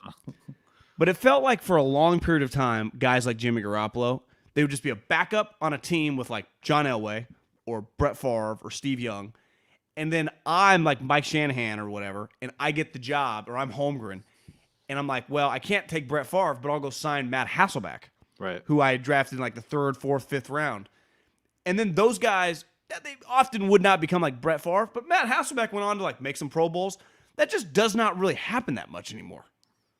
Like that 2nd, 3rd rounder, you just leave the team. Like there aren't really that many Jimmy Garoppolos. Like these guys get drafted down, like Kyle Trask 2nd round. I talked to a buddy in the NFL who's like, Kyle Trask is terrible. He can't beat out Gabbert as the Tampa Bay's back. He's inactive every week. He was a 2nd round pick. Kellen Mond, what was the comment Zimmer had when they're like, are you going to start Kellen Mond week 18? He's like, no. They're like, why? He's like, I see him every week in practice. I wonder if the players now coming to the NFL, like, is there a big distinction between the high-end guys? Because like Jimmy Garoppolo, Derek Carr now would not be 2nd round picks, right? Because of the inflation of the quarterbacks. Jimmy might be. I think Derek. I don't know, man. You think they still might have gone in the 2nd round? Yeah, I kind of do. Well, Derek, at least physically, I would understand physically why he'd go in the 1st round. But, you know, like what would put Jimmy in the 1st round now? Yeah. Well, it's just quarterbacks just go higher now. Well, I know, but there are still guys going in the 2nd and the 3rd round. Like Jordan Love had an incredible. He was big and he could run. Sophomore year, right? And he was physically very talented. I just mean like that guy, and Jimmy is an example of that guy. Like who's the next Jimmy Garoppolo? The like 5-year backup that becomes a starter, the 3-year backup that becomes somebody else's starter. And then is like a starter for Rob like the next Johnson. decade. Matt Hasselbeck is a good example. Jimmy Garoppolo, Matt Schaub was that guy. Like their second or third round pick, back up for several years for a star, and then they leave with a coach or get traded for, and then become a stalwart for another team. I just don't think that guy exists. Like a guy like Mariota, let's say Mariota gets to start the next 3 or 4 years for like someone, like he doesn't count, you know? Like you have to be a mid-round pick. It is like Kyle Trask. It's like that type guy. Yeah, Easton Stick. Not happening. You know? It's crazy. I mean, Osweiler kind of – what round did he get drafted in? Was he in that boat? Like backup who then started? Second, I think. So he was not. I mean, kind of, but he was so terrible. He doesn't count because he was awful. Kirk Cousins? But he got to start on his original team. I wouldn't say Jameis is that guy. Jameis was a top pick. Jameis was a number 1 pick and a starter. Yeah. And I wouldn't count Cousins. Cousins started multiple years as a franchise tag. Tannehill was a starter. Top 10 pick, started, got paid in Miami. That wouldn't count. Yeah. Sam Darnold doesn't count. You know, so these guys just don't because they got to start immediately. Like Jimmy didn't get to start. The only reason he got to play is because the man in the arena got booted for a couple games. And you know what? 2 guys came off of that team. What's his name? He went to the Colts and then to the Dolphins. Jimmy's backup. Yeah, Jacoby Brissett. See, I'd even say Jacoby's is there even a Jacoby Brissett? Mike right Glennon? Now? But is it, yeah. I don't know. I'm just spitballing. You become pretty famous when you're that. Like, even Jacoby became pretty famous, right? It's like, oh, this Jacoby Brissett might have something. Like, people were sniffing around on him. He was their third quarterback. I don't feel like anyone's sniffing around on any of these guys. Nathan Peterman gave it a shot. How about Russell Wilson's backup? Yeah, he sucks. You know, McGloin. Yeah, most of these guys just stink. Yeah. I love a good backup that's like gonna be something, or at least the hype. Like Jimmy became pretty like famous, right? It's like, are they gonna trade him? Are they gonna trade him for like 2 years? I'm telling you, I just don't think we're gonna get a Jimmy Garoppolo career a parallel for a while. Tyrod. No, I agree with you. I'm just trying to come up with a theory as to why. You know, the Doug Peterson career.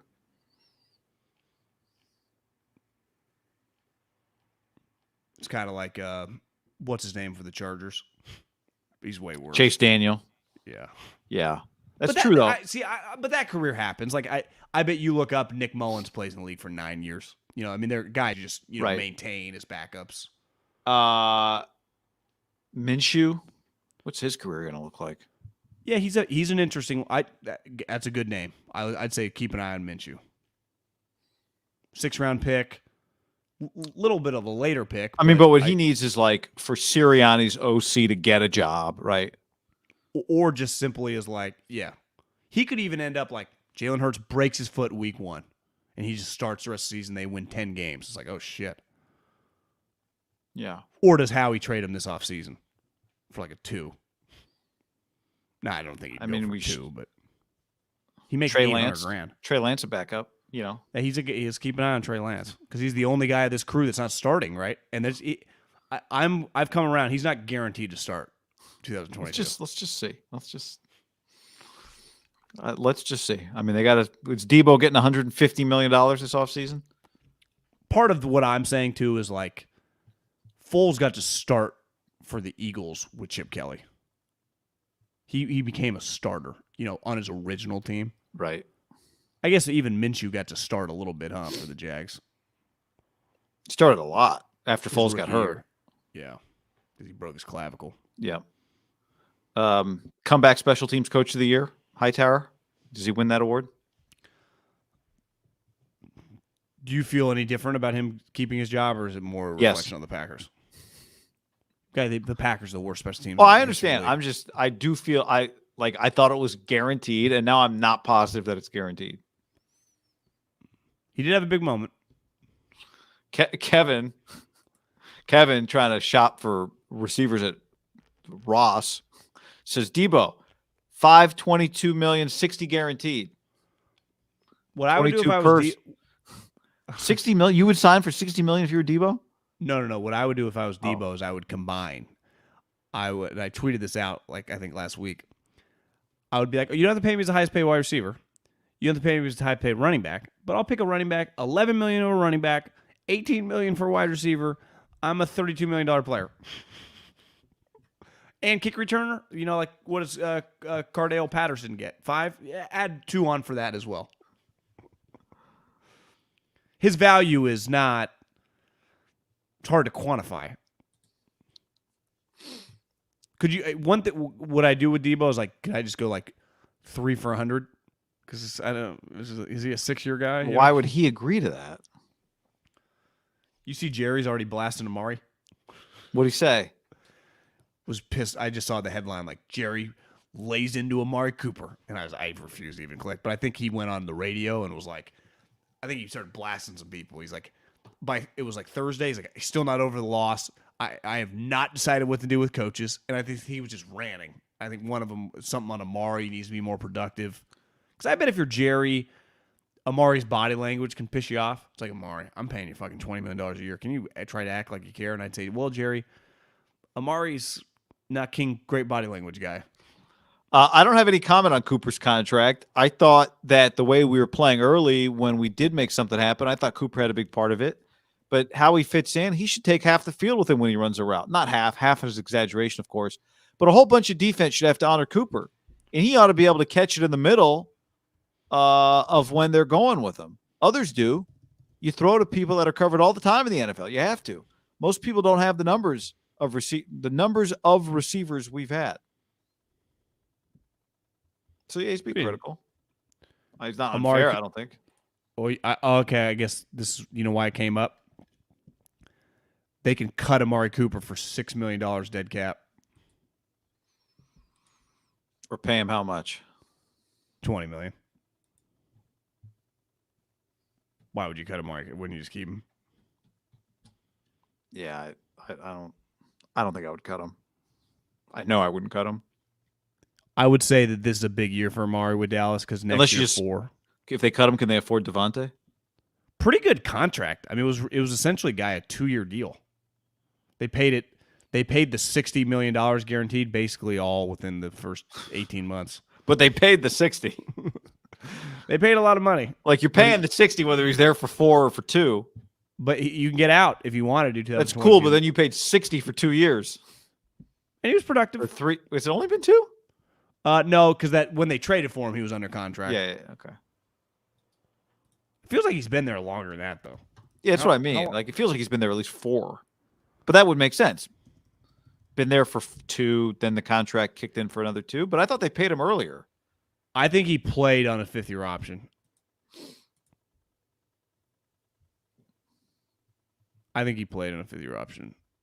But Amari's kind of got some Kyler vibes sometimes with his body language. Yeah. A lot of people on the tube on Saturday night. Daniel says, watch CD. He has worse body language. He's just wandering around. Well, no, CD doing the helmet tap after his own misalignment. Ayuk had a misalignment on Saturday night. You're allowed to do helmet taps if you're Deebo. Deebo runs. He never does it. He a couple times a day he ran. Did he helmet tap or just ran right off? Well, he just runs. Yeah, he doesn't helmet tap. He just goes. Every once in a while, Kittle, if he's just like in a run play and he just gets kind of destroyed, he'll like, if you can tell he's kind of rattled, he'll be like, "Fucking send Dwelly in. I need a breather." A couple times the Niners they have these collisions where all these guys go down, and is everyone gonna get up? I have that thought a lot when I watch them play. Like, is everyone getting up? There was a play today where Dante Johnson, it was a DJ Reed. They're like, did they both get concussed? But then they both came back in the field in the next series. But they were both lying. They were dead on the field. Dante Johnson was just lying there like dead. I can imagine he was tired. He probably got hit in the head, and he was cold. I think you just take a breather. Yeah. Whew. He's going to end his career with 1 Super Bowl and all these playoff losses. And kind of just difficult for his own friend, making it Favre was too, though. Yeah, but here's the difference. They were trying to replace Brett. They drafted Jordan Love, and they've stopped trying to replace Aaron. Yeah, they apologize immediately. It's like, yeah, this guy ain't got it. This kid ain't got it. Never mind. We promise, Aaron. Only time you'll see him, end of the 4th preseason game.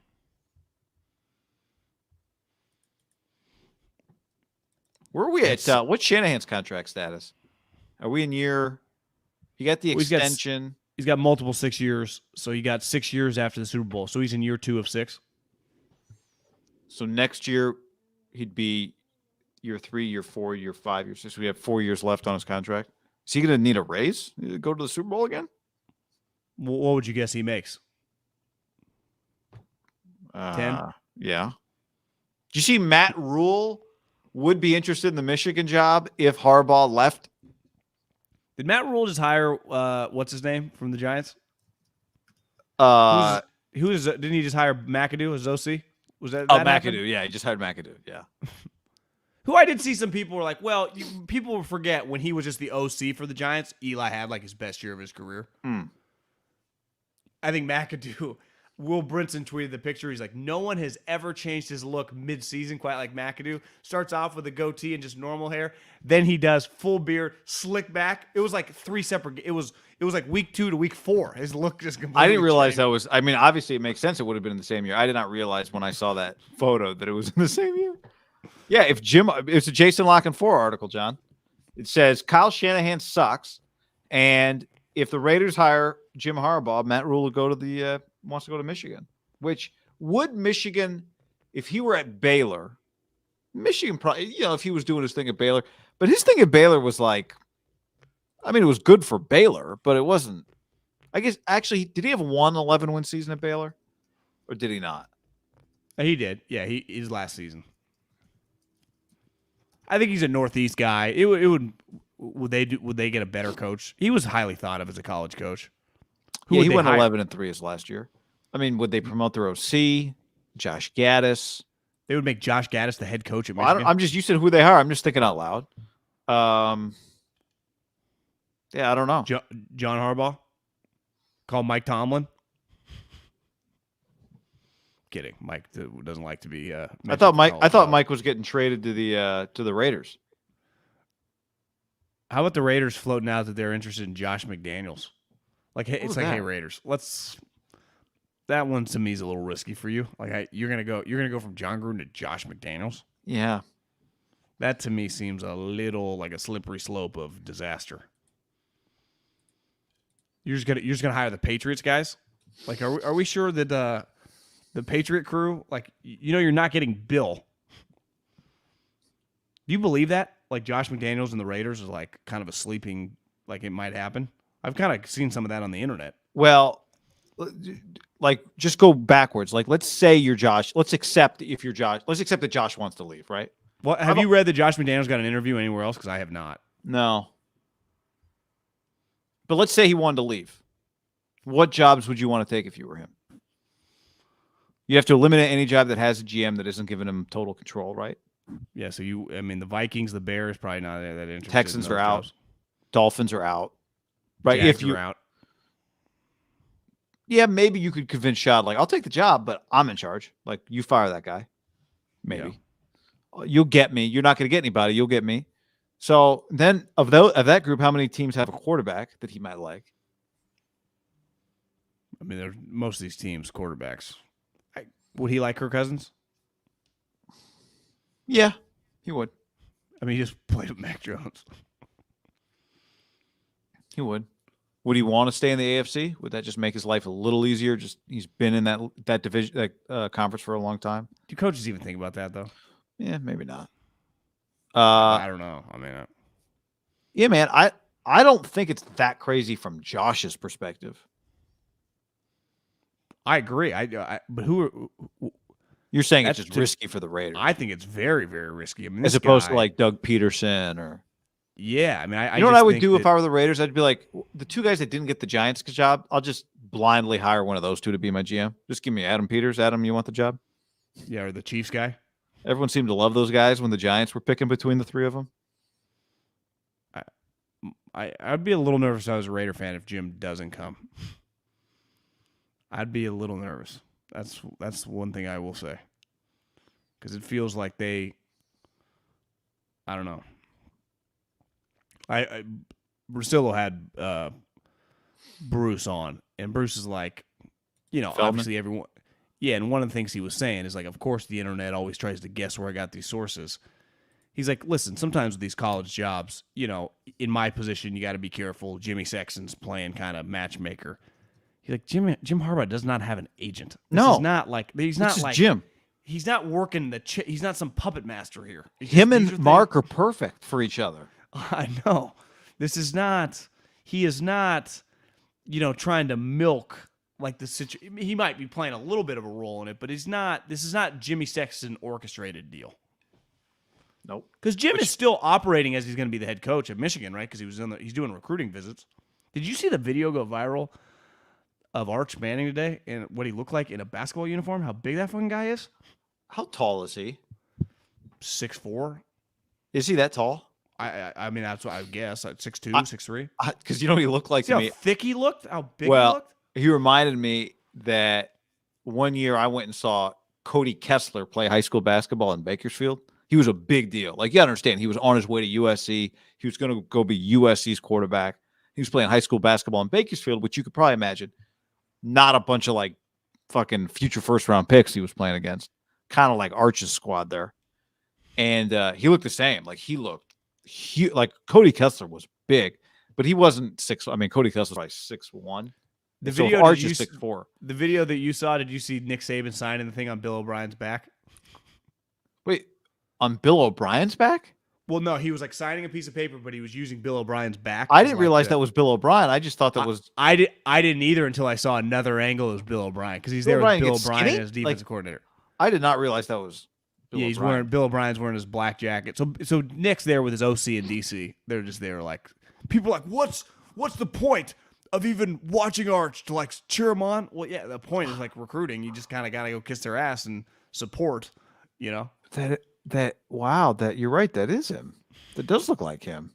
And then he's up there with the other coaches. Said Texas is there. I think the guy with the shaggy hair is his defensive coordinator. The beard, the shaggy hair, sitting next to Bill or Nick. That's Nick. You see that guy? Coordinator? Yeah, Pete Golding. That's the guy. Kind of like a hippie looking guy, but he's a DC.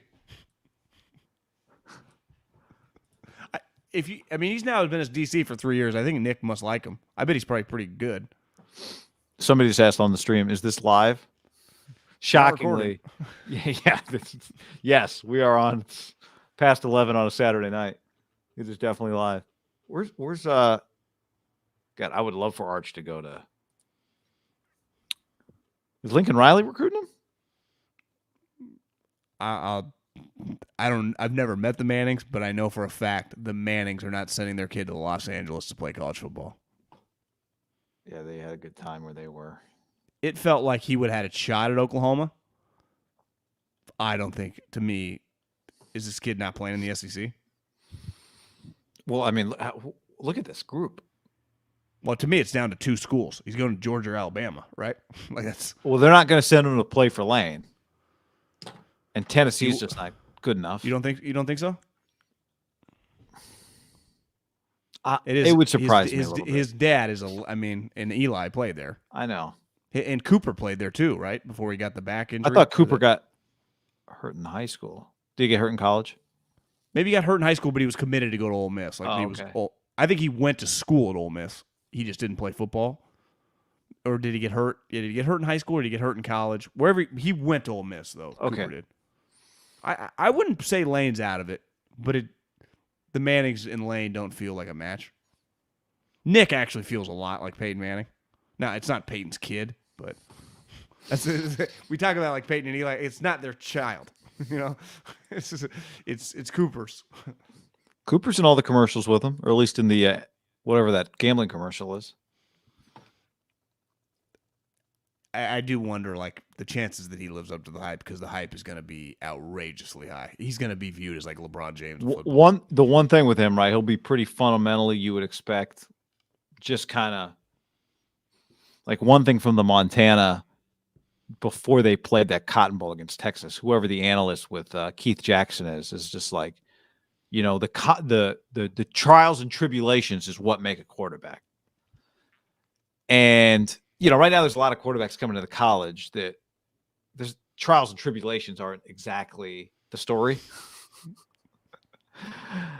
And so it's hard to have trials and tribulations when you're a top recruited quarterback. So you need somebody to teach you about, how to handle all of this stuff that's being given to you. And I don't know, maybe Arch would have at least some of that. One thing I watched from that documentary, and I think Jimmy falls under this category, I'm not comparing him to Joe Montana. When you go through struggles, how do you not improve? Like, think about the best quarterback of all time, Tom Brady. His career actually kind of paralleled Joe's, right? The coach, how about the coach at Notre Dame, like, refused to, like, name Joe the starter? Joe's like, what the fuck? He would come in and he would, like, bring him back in games. How about Joe had the shot he had at Rudy? He's like, yeah, the Rudy thing is a little overhyped. Joe clearly was not a fan of Rudy Rudiger, like Joe Montana. But he could never win the starting job. Yeah. He would never name him the starter. And then the coaching change. My takeaway was Dan Devine. We sure he knows what he's doing? Well, no, it kind of felt like the whole time that he wasn't exactly Ara Parsegian. You got Ted Robinson taking shots at him. I mean, it felt like the Notre Dame people weren't that big of Dan Devine people. No, I'm trying to pull this story up, but it's screwing me up a little bit here. Apparently, Nate Hobbs was cited for doing 110 miles an hour less than 2 weeks after he was arrested on suspicion of DUI, according to 8 News. The 8 News Now I-Team. That must be the investigative team, John. The 8 News Now I-Team. This was 11:45 a.m. last Sunday. The report was from Friday. So this is what, on the way back from the team after the team flies back home? I guess they played Saturday, so they would have already been home. I don't know what he was doing, but how about that? Maybe just a little late. Late for what? Season was over. I don't know. Nate Hobbs got to get his shit together, I'll tell you that much. Nate Hobbs went from like playing on a playoff team to whoever this next coach is going to need to have a sit down with this kid. Like, bro, what the fuck's going on here, buddy? Can we going to take away your license? Can you drive? Can you function like a human being in society? Like, part of it, like, can you function like a human being in society? Because he's struggling to do that right now. Oh, my God, man.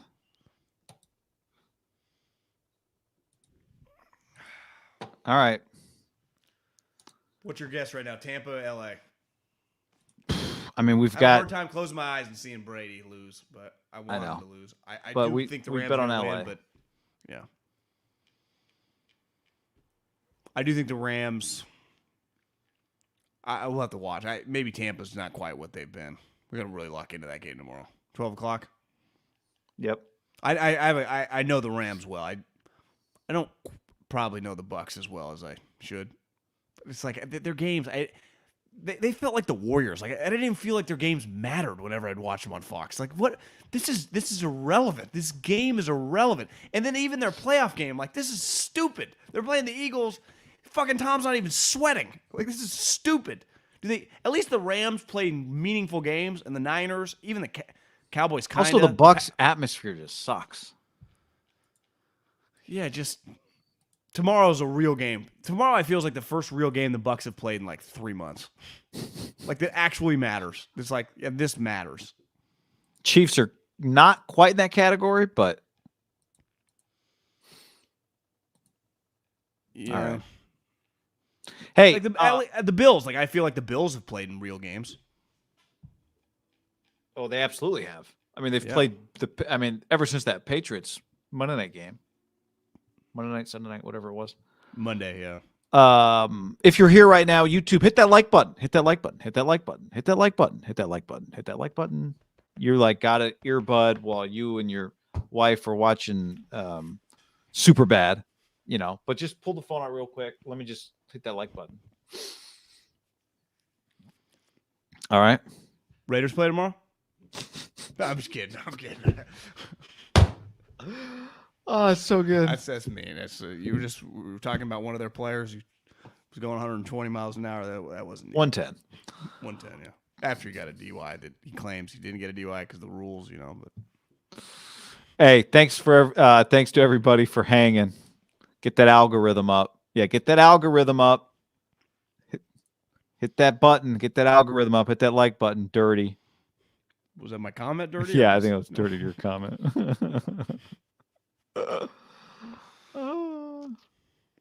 All right. Good? Yeah, it's been a hell of a night. Until next time, whenever that is. Thanks for hanging, y'all.